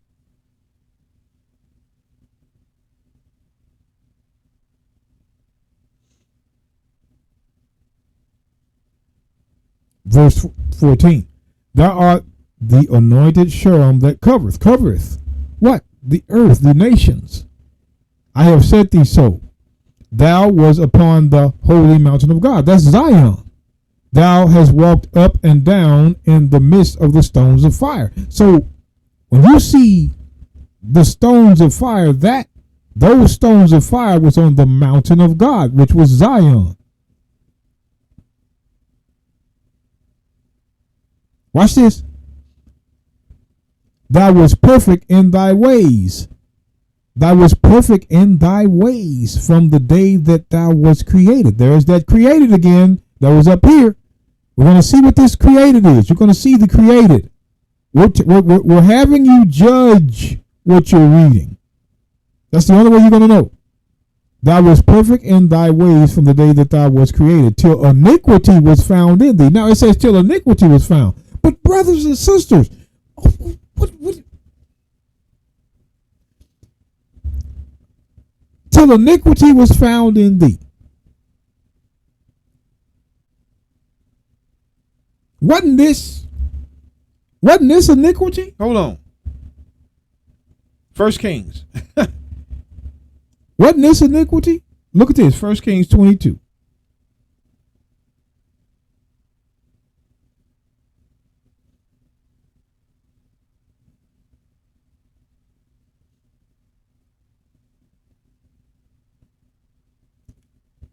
And the Lord said unto him, wherewith? And he said, I will go forth, and I will be a lying spirit in the mouth of all his prophets. Who did this? And there came forth a spirit. Here's a devil. Here's an angel. And stood before the Lord and said unto him, I will persuade him. And the Lord said unto him, wherewith? And he said, I will go forth, and I will be a lying spirit in the mouth of all his prophets. And he said, thou shalt persuade him, and prevail also. Go forth and do so. Look at this lying spirit. Now therefore, behold, the Lord hath put a lying spirit in the mouth of all these thy prophets, and the Lord hath spoken evil concerning thee. Lying is sin.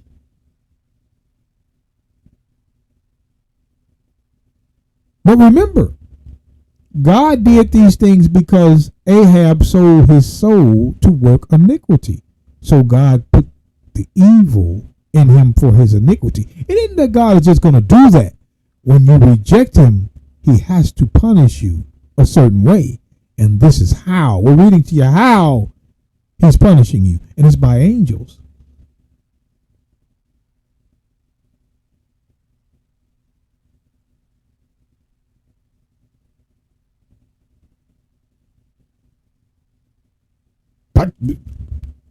First Samuel. 1 Samuel 18. Watch this. 1 Samuel 18.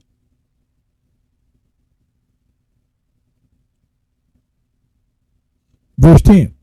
And it came to pass on the morrow that an evil spirit from God came upon Saul, and he prophesied in the midst of the house. So this spirit, the evil spirit, caused Saul to prophesy. He was walking around. He's going out of his mind. And David played with his hand as at other times, and there was a javelin in Saul's hand. Javelin. And Saul cast the javelin, for he said, I will smite David even to the wall with it. And David avoided out of his presence twice. So the spirit, now the music is working. Now the music is working.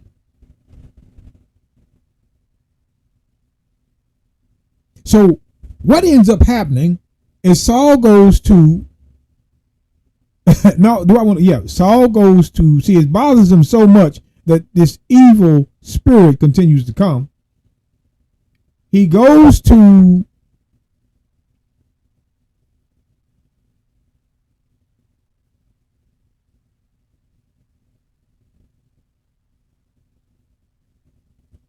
the witch of Endor.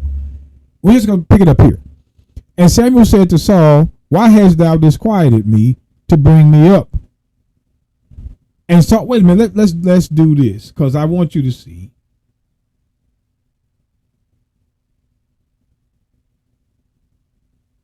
Verse 13.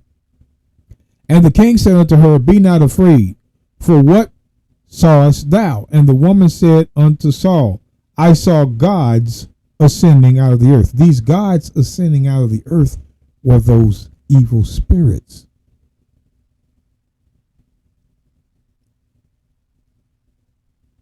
when she says, I seen them, they're on the planet. Out of the earth means they're on the earth. Like Satan walking up and down on the earth. They're on the earth. And he said unto her, what form is he of? And she said, an old man cometh up, and he is covered with a mantle. And Saul perceived that it was Samuel. And he stooped with his face to the ground and bowed himself. Look at this. And Samuel said unto Saul, why hast thou disquieted me to bring me up? And Saul answered, I am sore distressed, for the Philistines make war against me, and God is departed from me. See there? That's how the evil spirit continues to come, because God departed from him because of sin. And he answered me no more. I prayed to him, he won't even answer me. Neither by prophets, nor by dreams. Therefore I have called thee, that thou mayest make known unto me what I shall do. What I'm gonna do, man? The Lord won't even answer me no more. Then said Samuel, wherefore then dost thou ask of me? See, this is a spirit he's really talking to. He's not really talking to Samuel. It's a spirit he's talking to. Seeing the Lord is departed from thee, and he is become thine enemy. See, the Lord is the enemy of Saul. Now, nobody reads this, but now he's Saul's enemy. And the Lord hath done to him as he spake by me. For the Lord hath rent the kingdom out of thine hand and given it unto thy neighbor, even unto David. He took himself away from Saul. But I wanted you to notice.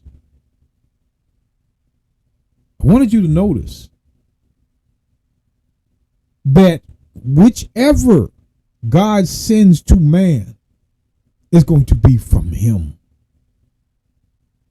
Not that Satan can do his own things. It doesn't work like that.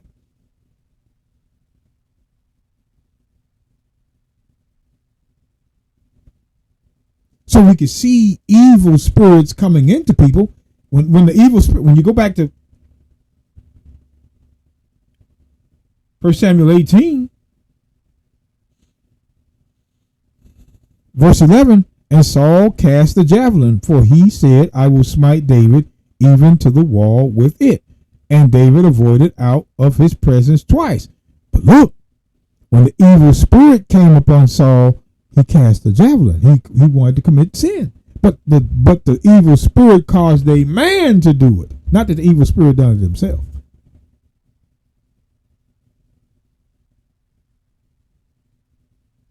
So when we go to Ezekiel 28, we can't remove the man because it talks about a cherubim.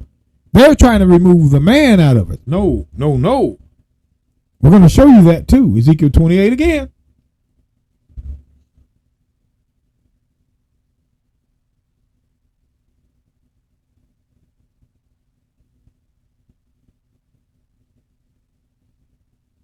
It says, thou wast perfect in thy ways. Who is perfect? Because remember, nations also had perfection. The daughter of Babylon was perfection. Isaiah 47:9. So as we read on down, you get to see, is this an angel or is this a kingdom that an angel is behind? Thou wast perfect in thy ways from the day that thou wast created, till iniquity was found in thee. Now, these angels had been doing evil for the Lord, and the Lord didn't punish them. He sent Satan to Job to commit evil. There was death involved, murder, kill. But God didn't punish him. You don't see him punishing angels for the evil he sent them out to do. But just in this one instance, thou wast perfect in thy ways from the day that thou wast created, till iniquity was found in thee. Now let's look at it. By the multitude of thy merchandise. They have filled the midst of thee with violence, and thou hast sinned. What is the multitude of thy merchandise? What is the multitude of thy merchandise? What is he talking about? Let's go to the book of Deuteronomy 24.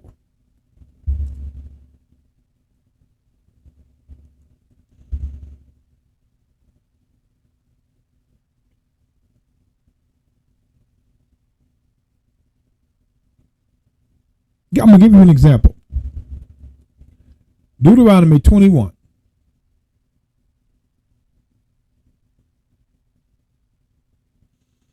Now this is talking about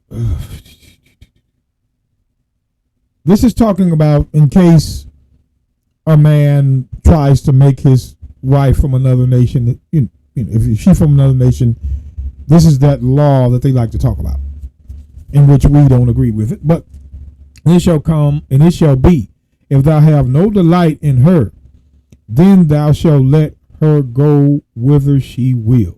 But thou shalt not sell her at all for money. Thou shalt not make merchandise of her, because thou hast humbled her. So you will not watch merchandise of her. Look, Deuteronomy 24:7. It says, if a man be found stealing any of his brethren of the children of Israel, and maketh merchandise of him, or selleth him, then that thief shall die, and thou shalt put away evil from among you. So I'm showing you that according to the law, you are not to make merchandise of man or woman. This man is the same as woman. But it's not. Now in Deuteronomy 21 through 14, it's talking about another nation. You shall not make merchandise of that woman that you are going to let go, for you have already humbled her. So you're not to make merchandise of no matter what nation she was. God says, according to the law, you shall not make her merchandise. And here, if any man be found stealing any of his brethren, that's talking about woman too now, of the children of Israel, and maketh merchandise of him, merchandise. So you are not allowed to make merchandise of humans, according to the law. Or selleth him,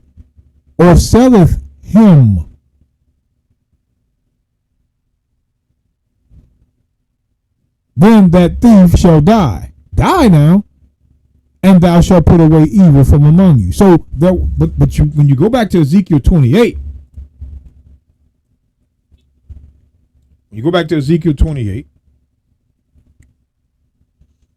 and you look at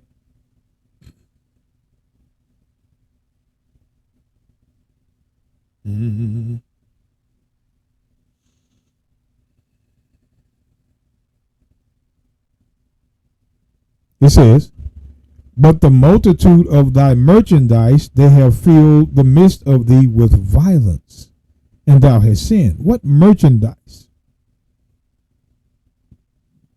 What merchandise? The book of Revelation 18. Book of Revelation 18.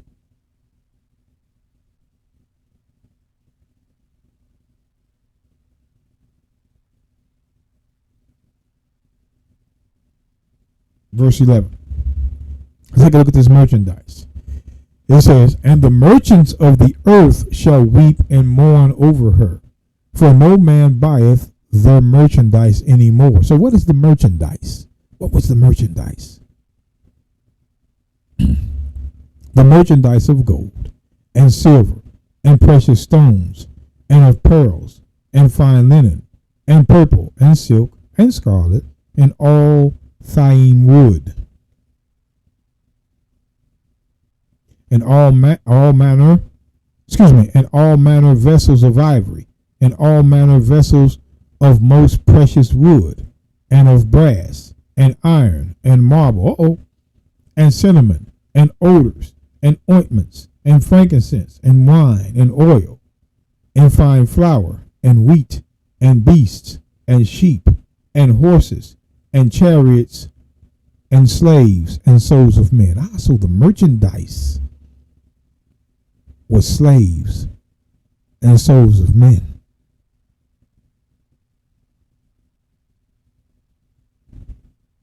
That was the merchandise. Slaves and souls of men. Slaves and souls of men. That was their merchandise. Men, slaves, was a part of the merchandise of this beast, of this kingdom. This is how come it's a watch. Deuteronomy 24. You can't say there has to be a law in order for a sin to happen. If a man be found stealing any of his brethren of the children of Israel, and maketh merchandise of him, or selleth him, then that thief shall die, and thou shalt put away evil, or thou shalt put evil away from among you. Because that's evil, that's sin. So it's sin to make merchandise or to sell a man. Same thing.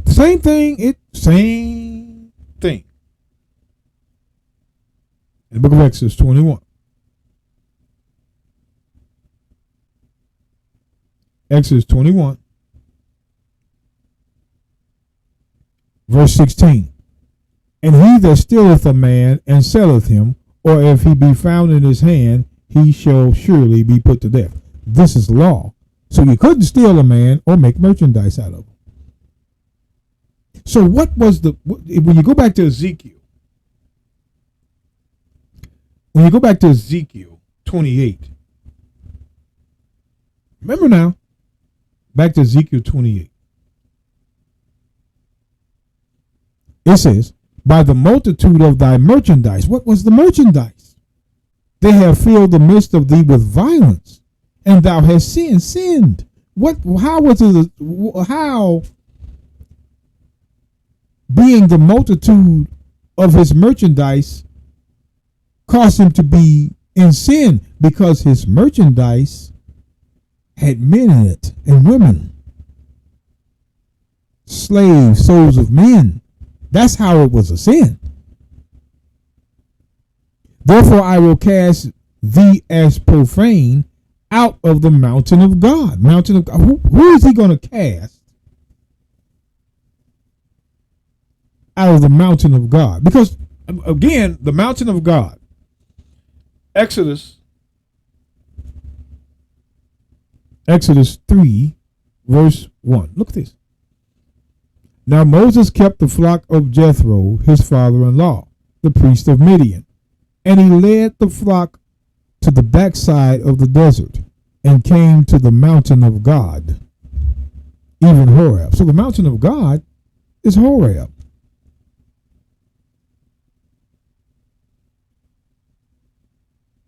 The mountain of God, there it is, the mountain of God. There was no special place. The mountain of God, let's, again, 1 Kings 19.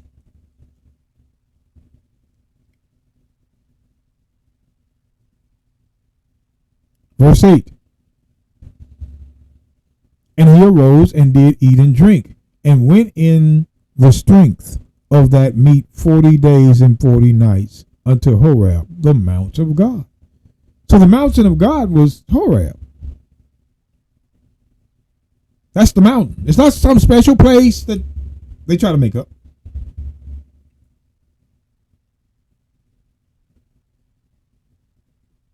You understand? Now, let's go back. The mountain of God to Ezekiel.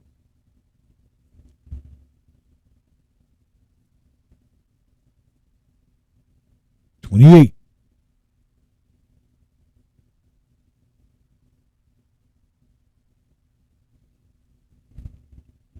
Ezekiel 28:16. By the multitude of thy merchandise they have filled the midst of thee with violence, and thou hast sinned. Therefore I will cast thee as profane out of the mountain of God. The mountain of God would be Horeb. And will destroy thee. Stop. Now, destroy thee. Let me read on. O covering cherub from the midst of the stones of fire, which is on the mountain of God. But it says, I will destroy thee. Destroy thee. Meaning, he can die. Now remember, the original devil. Look, Genesis. The original devil. Genesis 3.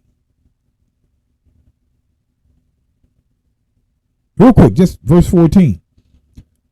And the Lord God said unto the serpent, because thou hast done this, thou art cursed above all cattle, and above every beast of the field. Upon thy every beast of the field, upon thy belly shall thou go, and dust shall thou eat all the days of thy life. Meaning, the serpent's life would come to an end, which means the devil here, that they try to say that the serpent, the devil, it wasn't talking about an angel. The devil, the serpent here, was a kingdom, because all the days of thy life, meaning his life is going to end. And according to Christ, watch this, according to Christ in Luke 21, Luke 20. Now I saw this, Luke 20, verse 35. But they which shall be accounted worthy to obtain that world, the kingdom, and the resurrection from the dead, neither marry nor are given in marriage. Neither can they die any more, for they are equal unto the angels. So angels cannot die. That's what we're telling y'all. Angels can't die. Angels have no death date. They cannot die. They live forever.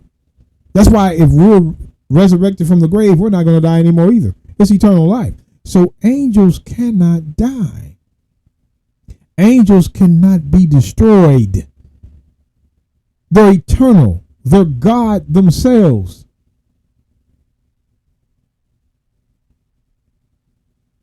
Angels can't be destroyed. But back to Ezekiel. Ezekiel 28.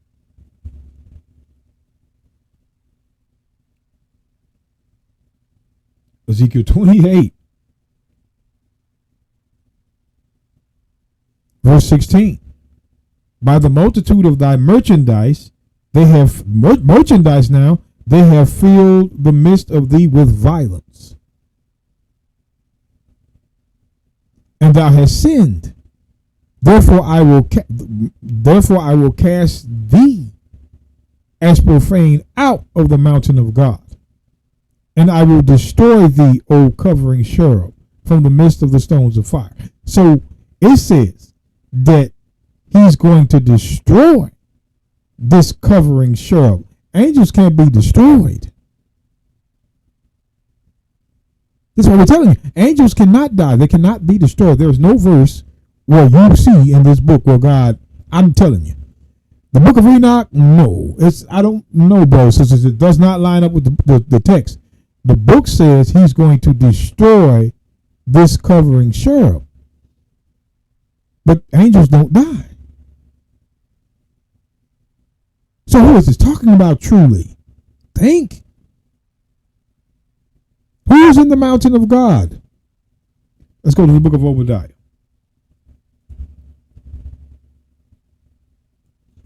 Obadiah.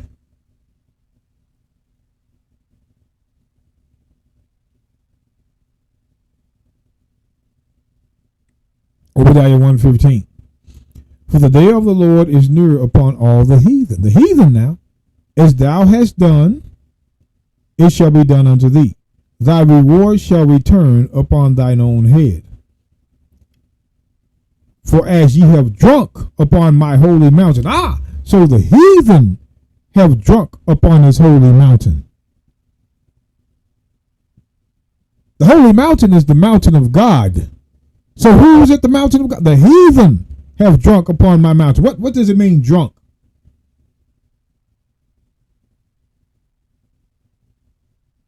What does it mean, drunk? If I'm going to let you know what it, being straight and forward, thou hast drunk upon my holy mountain. Revelation 17, verse 6. Because this is Revelation 17. If if they have drunk upon his holy mountain, what's going on? Revelation 17:6. And I saw a woman drunken with the blood of the saints. There it is. That is what was drunk upon the holy mountain. You got to understand what the drink actually is. And I saw the woman drunken with the blood of the saints, the children of Israel, and with the blood of the martyrs of the Messiah. And when I saw her, I wondered with great admiration. So this woman was drunk off the blood of the saints. When it says that has drunk, let's go back. Let's go back. Obadiah.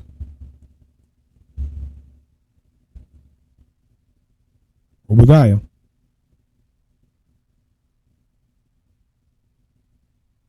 Verse 16. For as ye have drunk upon my holy mountain, drunk what?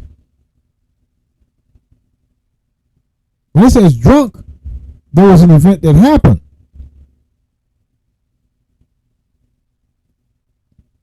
The heathen drunk upon his holy mountain, so shall all the heathen drink continually. What are they going to drink? Because whatever they're going to drink is what they done.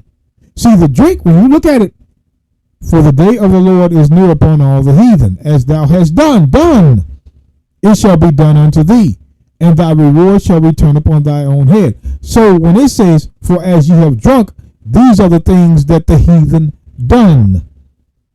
These were the actions of the heathen upon his holy mountain, which is the mountain of God. So the heathen are in the mountain of God, the holy mountain.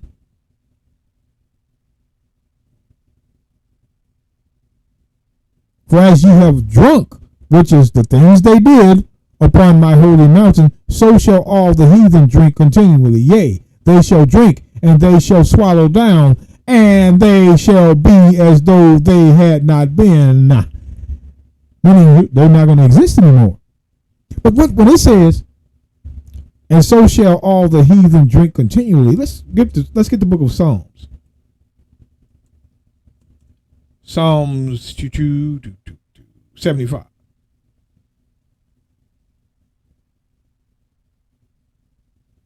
Psalm 75, and let's look at this drink. Psalm 75, verse 7. But God is the judge. He putteth down one and setteth up another. So he put down one kingdom, set up another kingdom. For the hand of the Lord there is a cup, and the wine is red. It is full of mixture. Ooh. And he poureth out the same.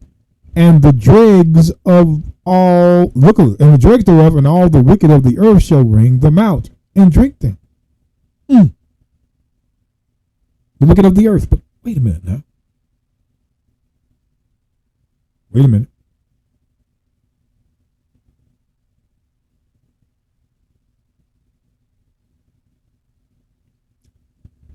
We're going to read this again.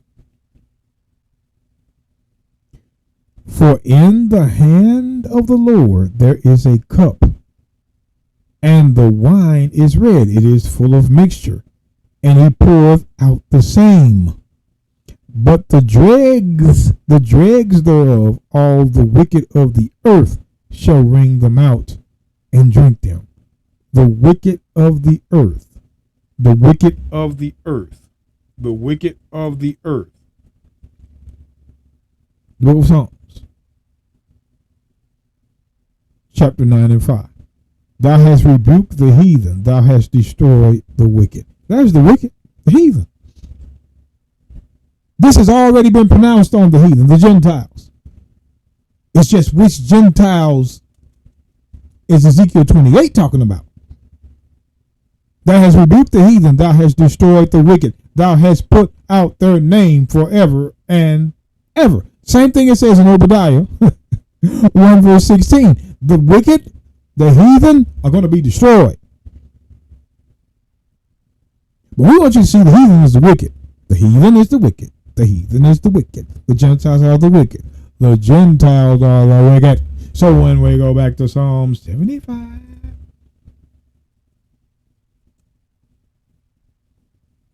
Psalm 75,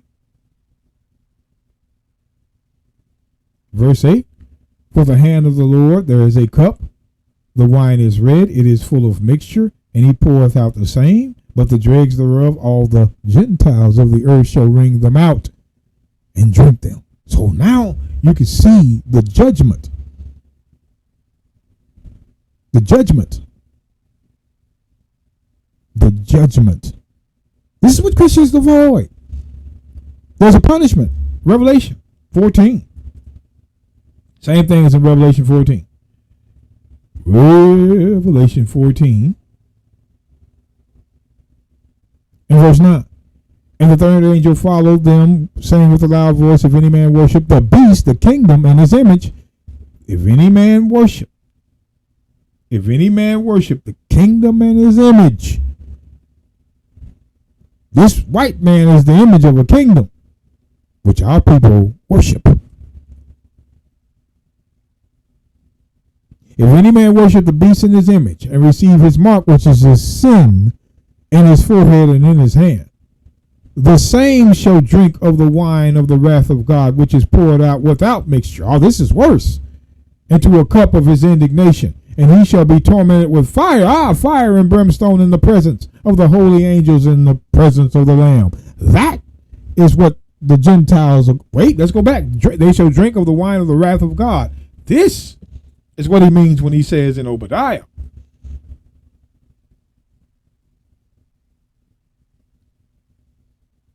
Obadiah 1 verse 16. For as ye have drunk upon my holy mountain, the actions you have done upon my holy mountain.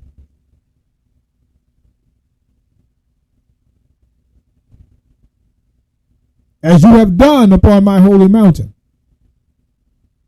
For as ye have drunk upon my holy mountain, so shall all the heathen drink continually. Yea, they shall drink. They shall swallow down, and they shall be as though they had not been, which means the heathen are going to drink of the wrath of God, and they're going to be destroyed like they never existed. Now you see why Christianity was created? To keep this from happening. They got to deceive. As long as they got us deceived as a people, this ain't going to happen. But when we wake up, so showing you, as you have drunk on my holy mountain. Let's go back. You have drunk on my holy mountain. We see that the heathen are in the mountain of God. The heathen. The heathen. Let's go back. Ezekiel 28.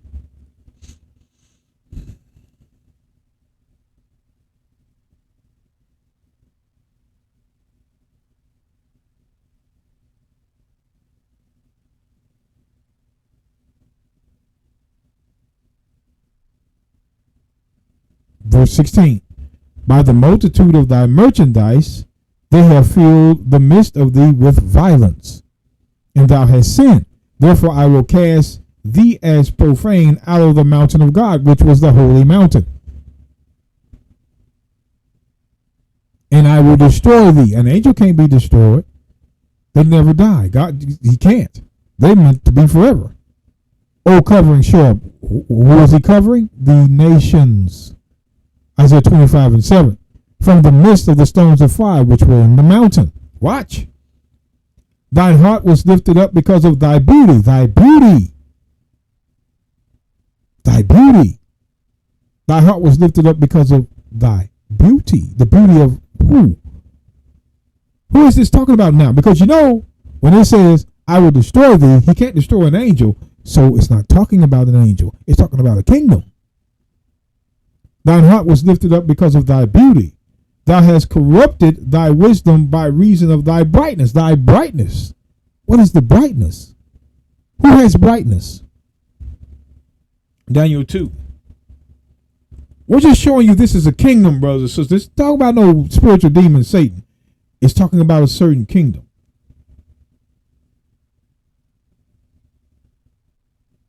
I'm just giving you. We're already at 2 hours, but hey, I'm sorry. Watch this. Daniel's going to say, Thou, O king, sawest, and behold the great image. This great image, whose brightness was excellent, stood before thee, and the form thereof was terrible. Watch this. When it says in its brightness, who is he talking about? Watch this.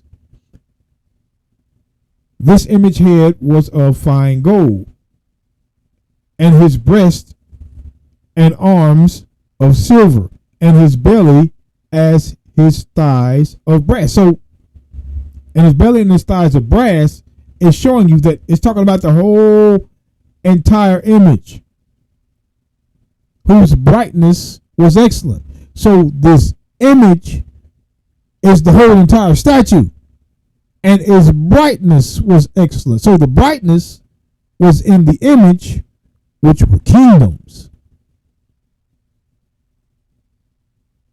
Which were kingdoms.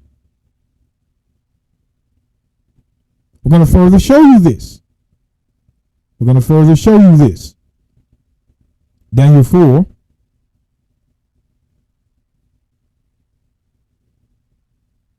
Verse 35.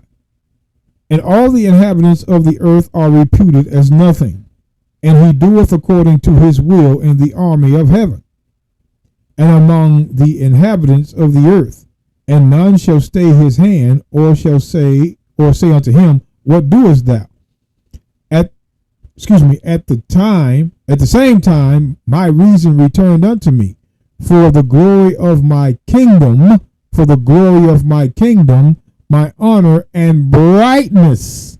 Brightness is of a kingdom, and brightness returned unto me, and my counselors and my lords sought unto me, and I was established in my kingdom, and excellent majesty was added unto me. So the brightness is of the kingdom.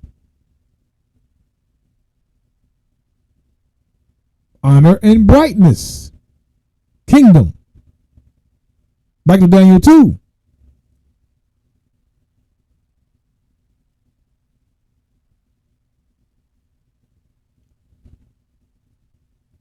Daniel 2, verse 31. Thou, O king, sawest, and behold, a great image. This great image, whose brightness was excellent, stood before thee, and the form thereof was terrible. We're going to read on down. It says, This image head was of fine gold, his breast and his arms of silver, his belly and his thighs of brass, his legs of iron, and his feet part of iron and part of clay. So the image thou sawest till that a stone was cut out without hands, which smote the image upon his feet that were of iron and clay, and break them in pieces. So this image in its brightness was not only Nebuchadnezzar and Babylon. The brightness went from Babylon, Medo Persia, Greece, and Rome. So Greece and Rome, which were the Edomites, also had brightness as kingdoms.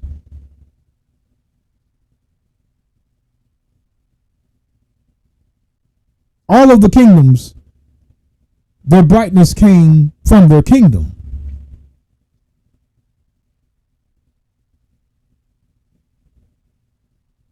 That's what it means by brightness. Let's go back. Ezekiel.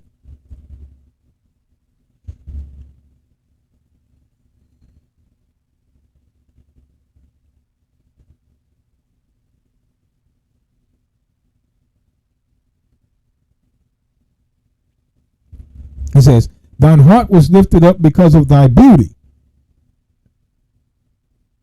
Thou hast corrupted thy wisdom by reason of thy brightness. I will cast thee to the ground. I will cast thee to the ground. I'm going to take away your kingdom. I will lay thee before kings. that they may behold thee. I'm going to lay you before kings. But when it says cast down to the ground, let's look at Psalms 147. What does it mean to cast something to the ground? Psalms 147. Get to the point now. Psalms 147, verse 5. Great is our Lord, and of great power. His understanding is infinite. The Lord lifted up the meek, and casteth the wicked down to the ground. Casteth the wicked down to the ground is letting you know he's going to cast the Gentiles to the ground, which means take the power. That's what it means to be cast to the ground. Your power is taken away.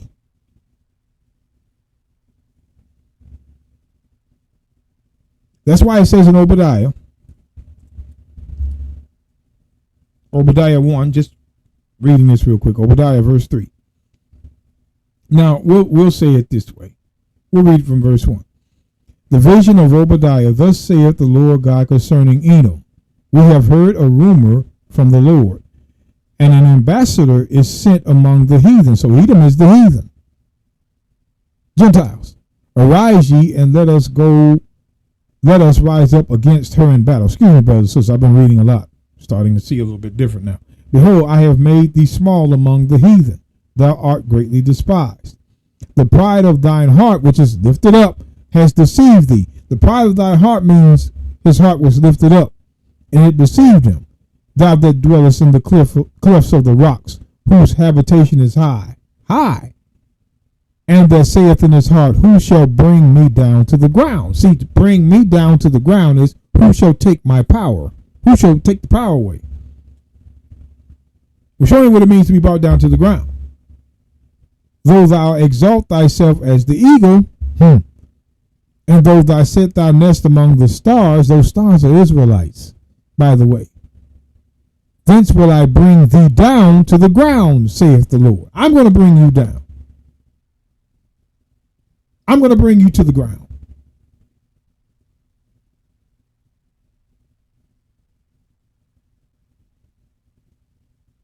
I am. So when we go back to Ezekiel 28,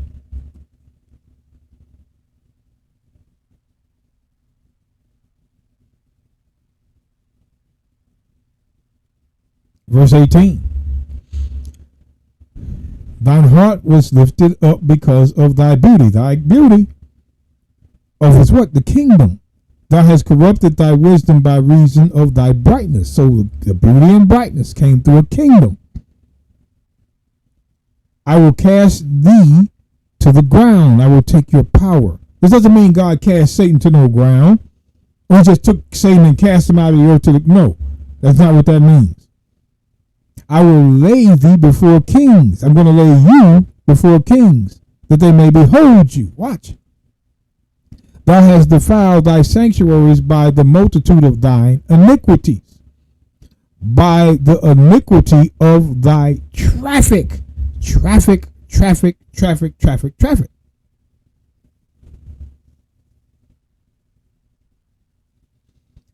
Let's look at the traffic. I'm going to show you what traffic is. 1 Kings. What does it mean, traffic? 1 Kings 10.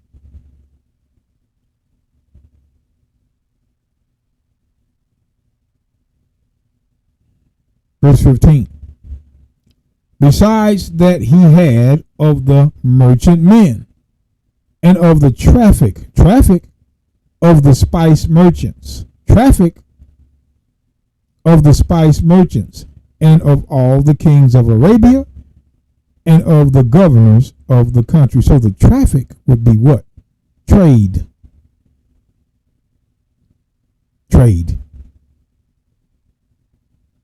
So Solomon, see, this is talking about Solomon. Besides that he had of the merchantmen and of the traffic trade of the spices, spice merchants, and all of the kings of Arabia and of the governors of the country. So we're showing you an example of traffic. Traffic is trade. And again, going back to Revelation.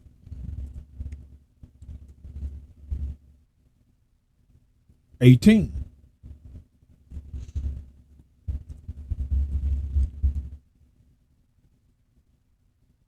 Merchantmen now, Revelation 18:11. And the merchants of the earth shall weep and mourn over her, for no man buyeth their merchandise anymore. Buyeth is the same as trade.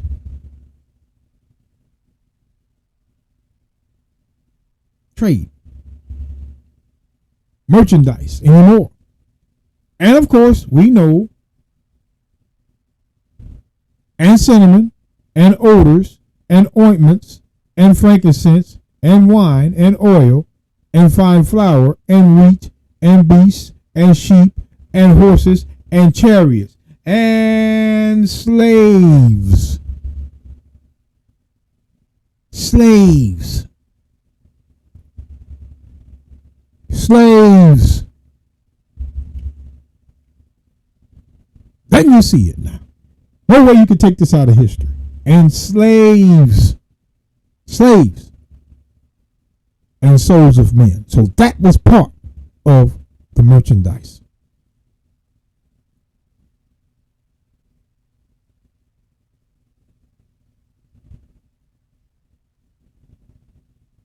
Let's go back.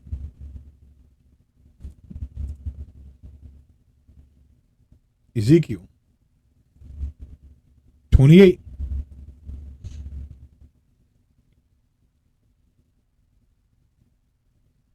Verse 18.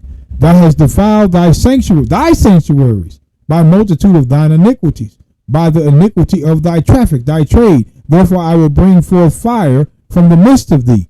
It shall devour thee. You can't devour an angel. And I will bring thee to ashes upon the earth. How is he going to bring him to ashes upon the earth in the sight of them that behold thee? How is he going to bring them to ashes upon the earth? How? 2 Peter, watch this, 2 Peter.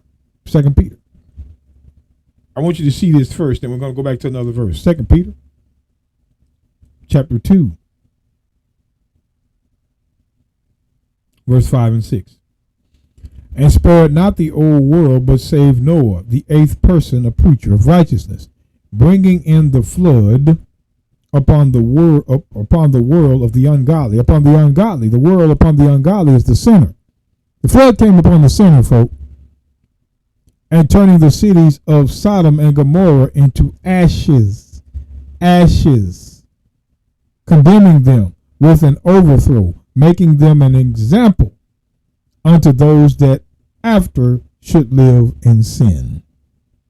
So we see God made Sodom and Gomorrah ashes. The book of Malachi.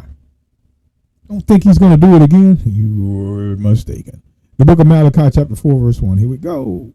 For behold, the day cometh that shall burn as an oven. Oven. And all the proud, yea, all that do wickedly shall be stubble. Stubble. And the day that cometh shall burn them up, saith the Lord of hosts. It shall leave them neither root nor branch. But unto you,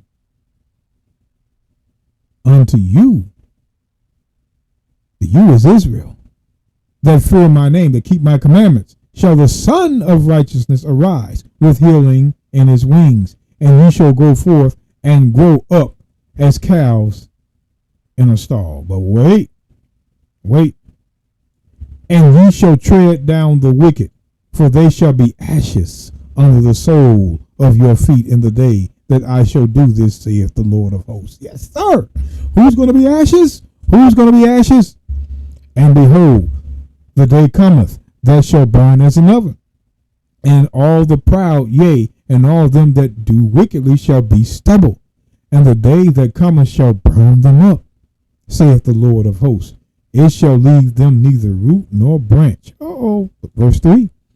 And ye shall tread down the wicked of the Gentiles. Which Gentiles would it be? You know. You already know. And ye shall tread down the wicked, for they shall be ashes under the soles of your feet in the day that I shall do this, saith the Lord of hosts. They're going to be ashes, the wicked, the Gentiles. That's why it says in Luke 21:24, the Caucasians cannot escape judgment. They're trying to. Luke 21:24.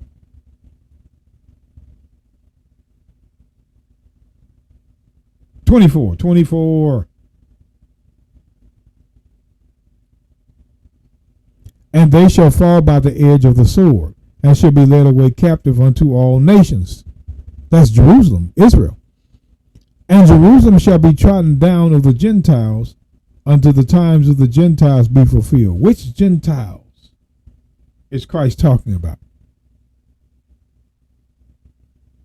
These. They know it. They know they are the Gentiles that have to fulfill their time. They have to.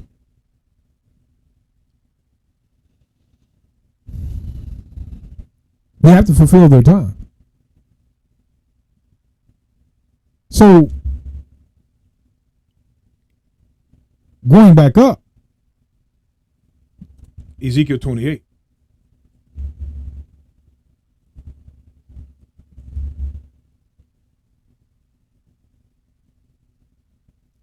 Verse 18.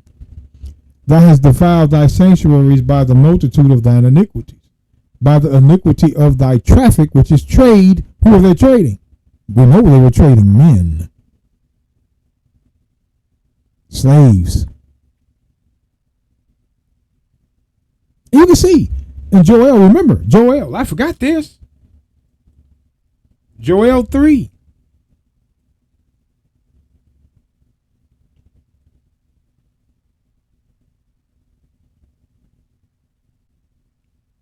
Joel 3. It says, I will also gather all nations, and will bring them down into the valley of Jehoshaphat, and will plead with them there for my people and for my heritage Israel, whom they have scattered among the nations and parted my land. And they, which is the nations, and they have cast lots for my people, and have given a boy for an harlot, and sold a girl for wine. That's against the law. So you see what the nations did? You see what the nations did? They made merchandise of the children of Israel. This is the same as the merchandise. We read it back in Deuteronomy 21:14 and Deuteronomy 24:7. And they have cast lots for my people, and have given a boy for an harlot, and have sold a girl for wine that they might drink. The drink was the things that they had done to the children of Israel in Obadiah 1:15 and 16.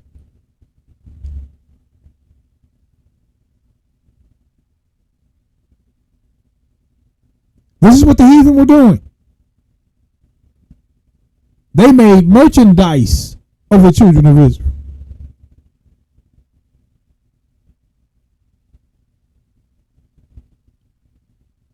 We don't have to lie.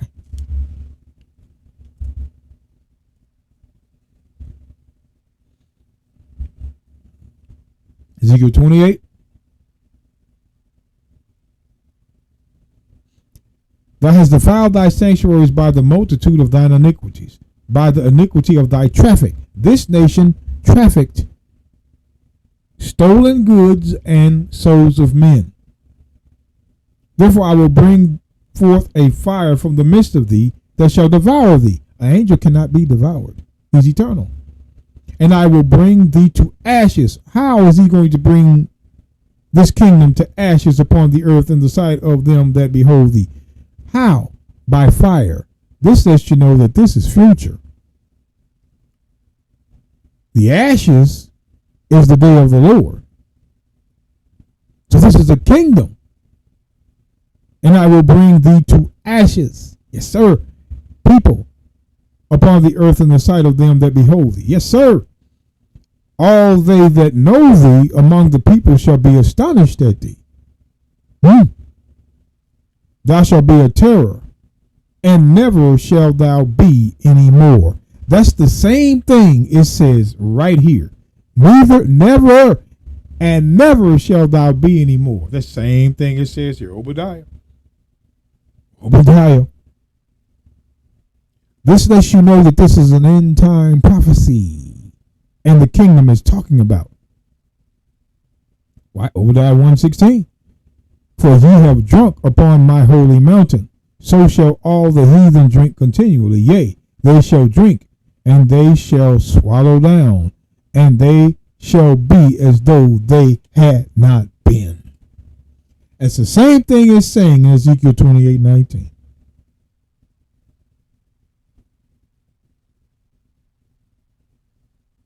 It shall be as though they had not been.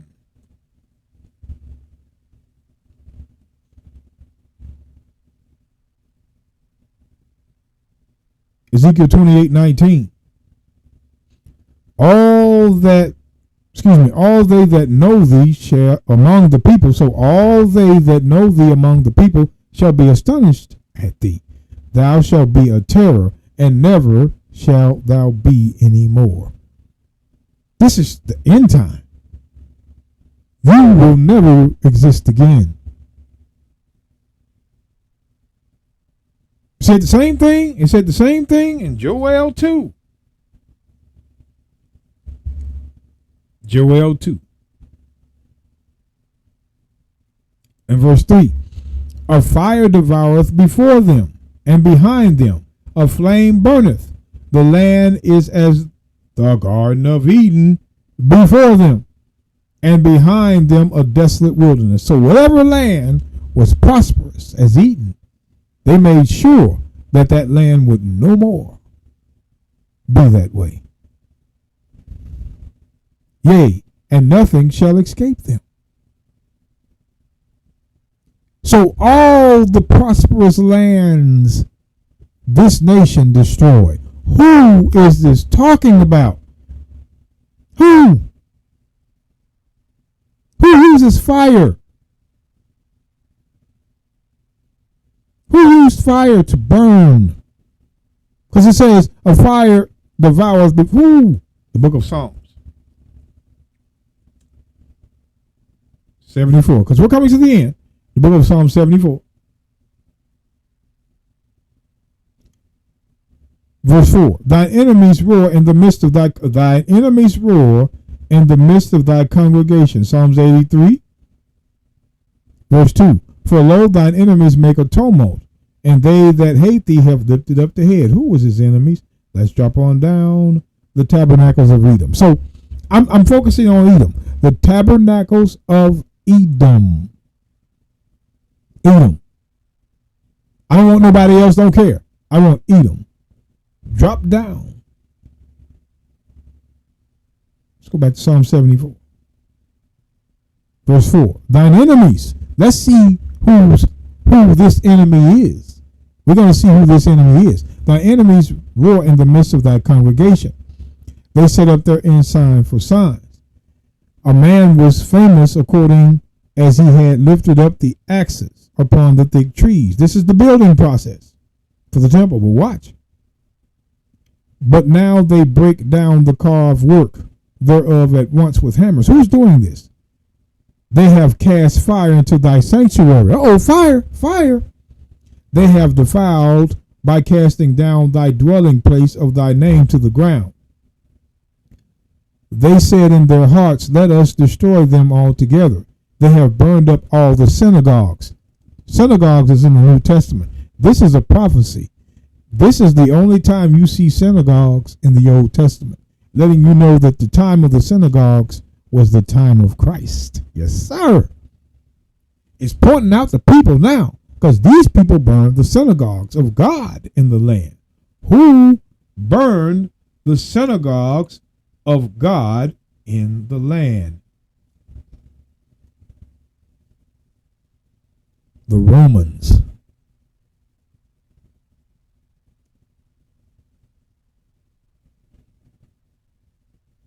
These are the people that use fire. Christ foretold it. Christ foretold it.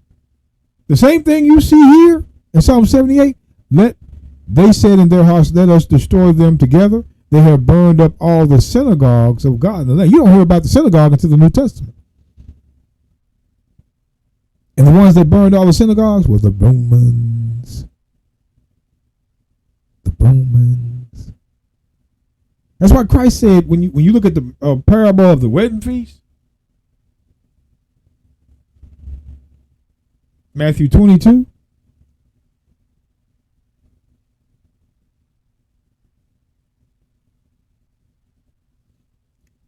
he's talking about this now. He says, and the remnant took his servants, the remnant of Israel took his servants and entreated them spitefully and slew them. But when the king heard thereof, he was wroth and sent forth his armies. His armies is Rome, and destroyed those murderers and burned up their city. He's telling the parable of what's going to happen. These armies, the murderers that burned up the city of Jerusalem, was these people here. Titus and Vespasian.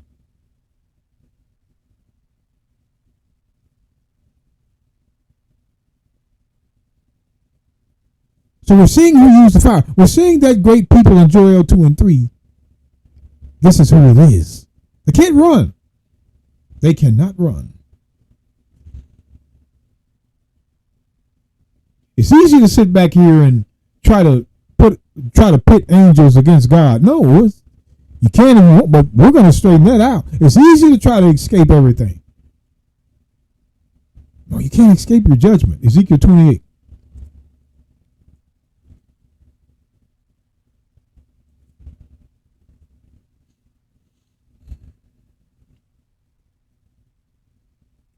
Ezekiel 28, verse 19. All they that know thee among the people shall be astonished at thee. Thou shalt be a terror, and never shalt thou be any more. That can't apply to an angel. This applies to a kingdom that an angel is using.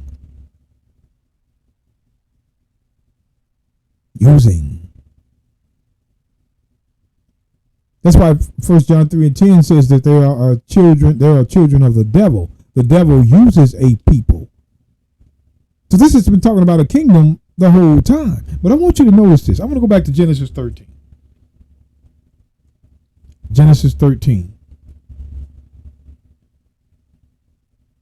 Verse 10. I'm going to do this real quick and then I'm going to let you go. Genesis 13 and 10. And Lot lifted up his eyes and beheld all the plain of Jordan, that it was well watered everywhere, before the Lord destroyed Sodom and Gomorrah, even as the garden of the Lord. So this land that's at the plain of Jordan was like the garden of the Lord, like the land of Egypt, as thou comest unto Zoar.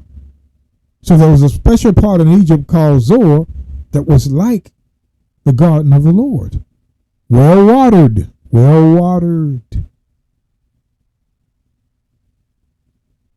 But when we go back to 1 Kings 7,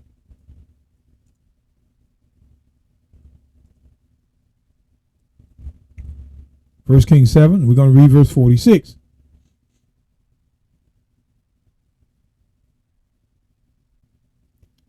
And the plain of Jordan did the king cast them in the clay ground between Succoth and Zarthon. So now the plain of Jordan is clay.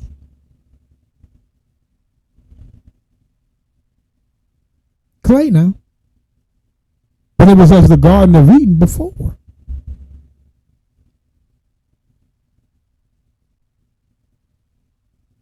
Right?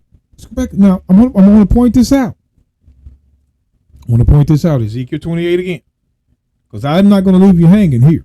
Ezekiel 28, one more time.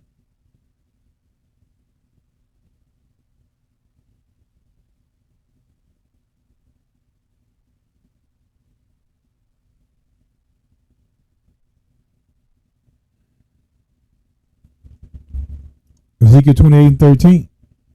Thou hast been in Eden, the garden of God.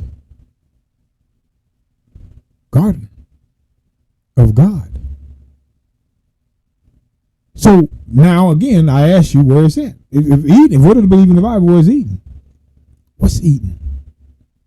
Because he says they have been in the garden of God. Now we know this nation wasn't really in the garden of God, but I want you to pay attention to this.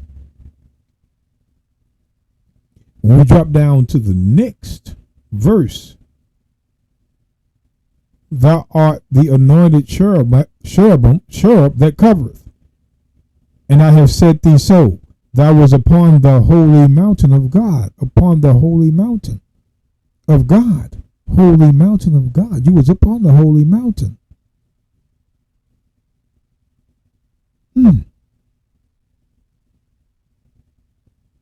Thou hast been in Eden, the garden of God.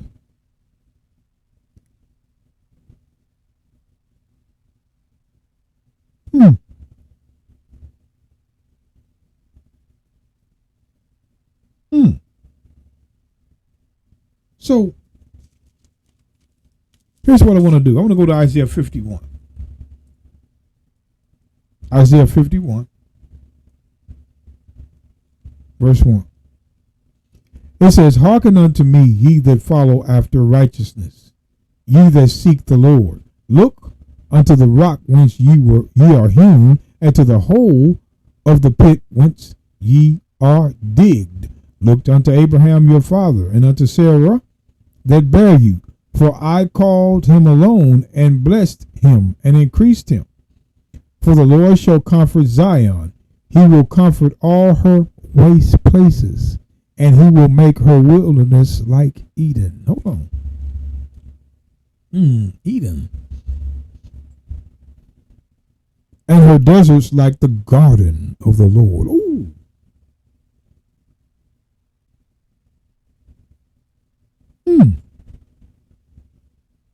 What are these prophets telling us?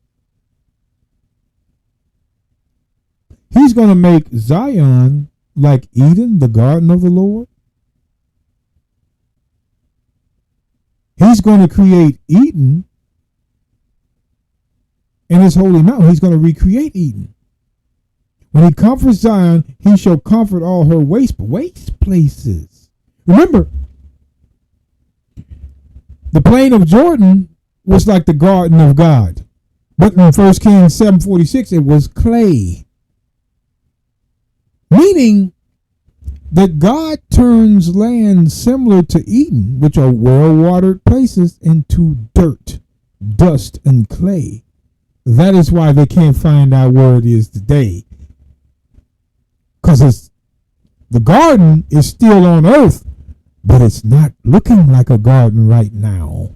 It looks desolate.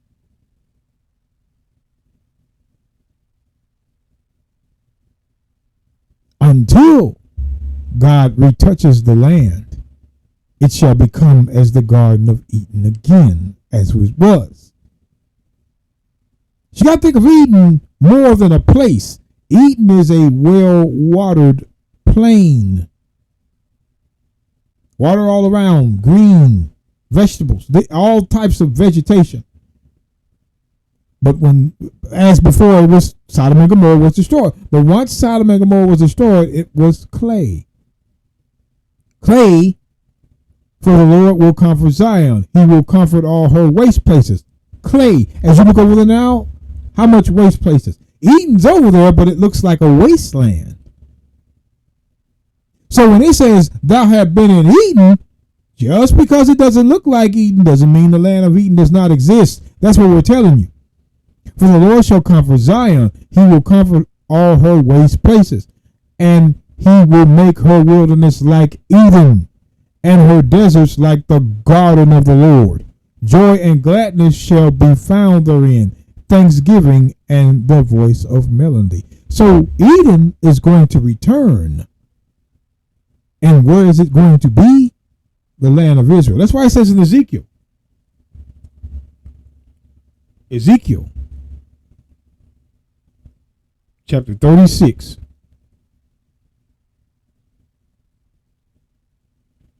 Verse 34.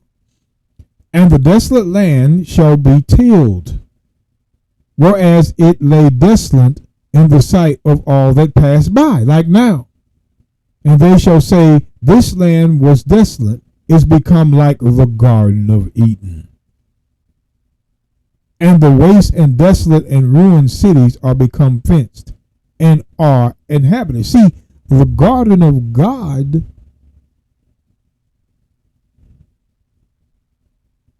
understanding the meaning, you would know not only the geographical location of where Eden was, but what it meant. God dried up Eden. And there were other places like Eden that were dried up because of the sin of man. But when Christ comes back to this earth, Eden will return. And you even know the place where it's going to be, Israel. So the question would be, is the original Garden of Eden the land of Israel? You be the judge of that.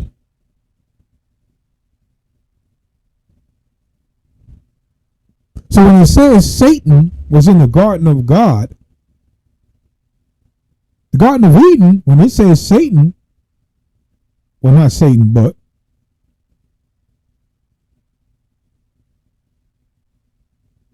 when it says, thou hast been in Eden, the Garden of God, Eden didn't stop being a place because it was no longer watered.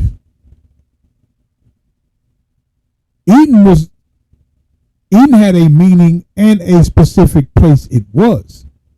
Because when you look, the Garden of God, thou art the anointed cherubim that covereth. I have set thee so. Thou was upon the holy mountain of God. What is going to become Eden again? The mountain of God. It's going to become like Eden.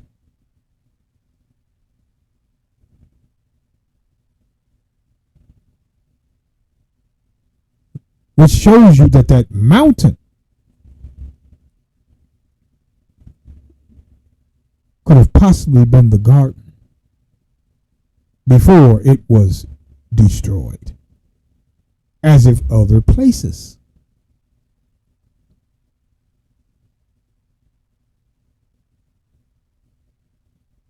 It has to become watered again, but it's not going to happen until Christ returns. So when we're talking about Ezekiel 28, brothers and sisters, we're not talking about some kind of angel in the sky that went against God. No, it was always talking about a kingdom.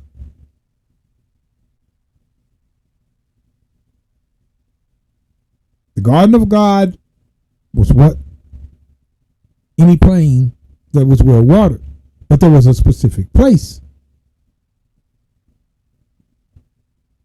And the restoration of that garden is when Christ returns. But right now, it's desolate.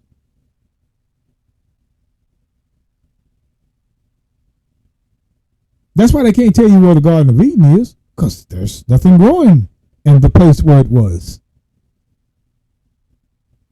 But when Christ returns, we're going to see it with our own eyes. And with that, brothers and sisters, all praises.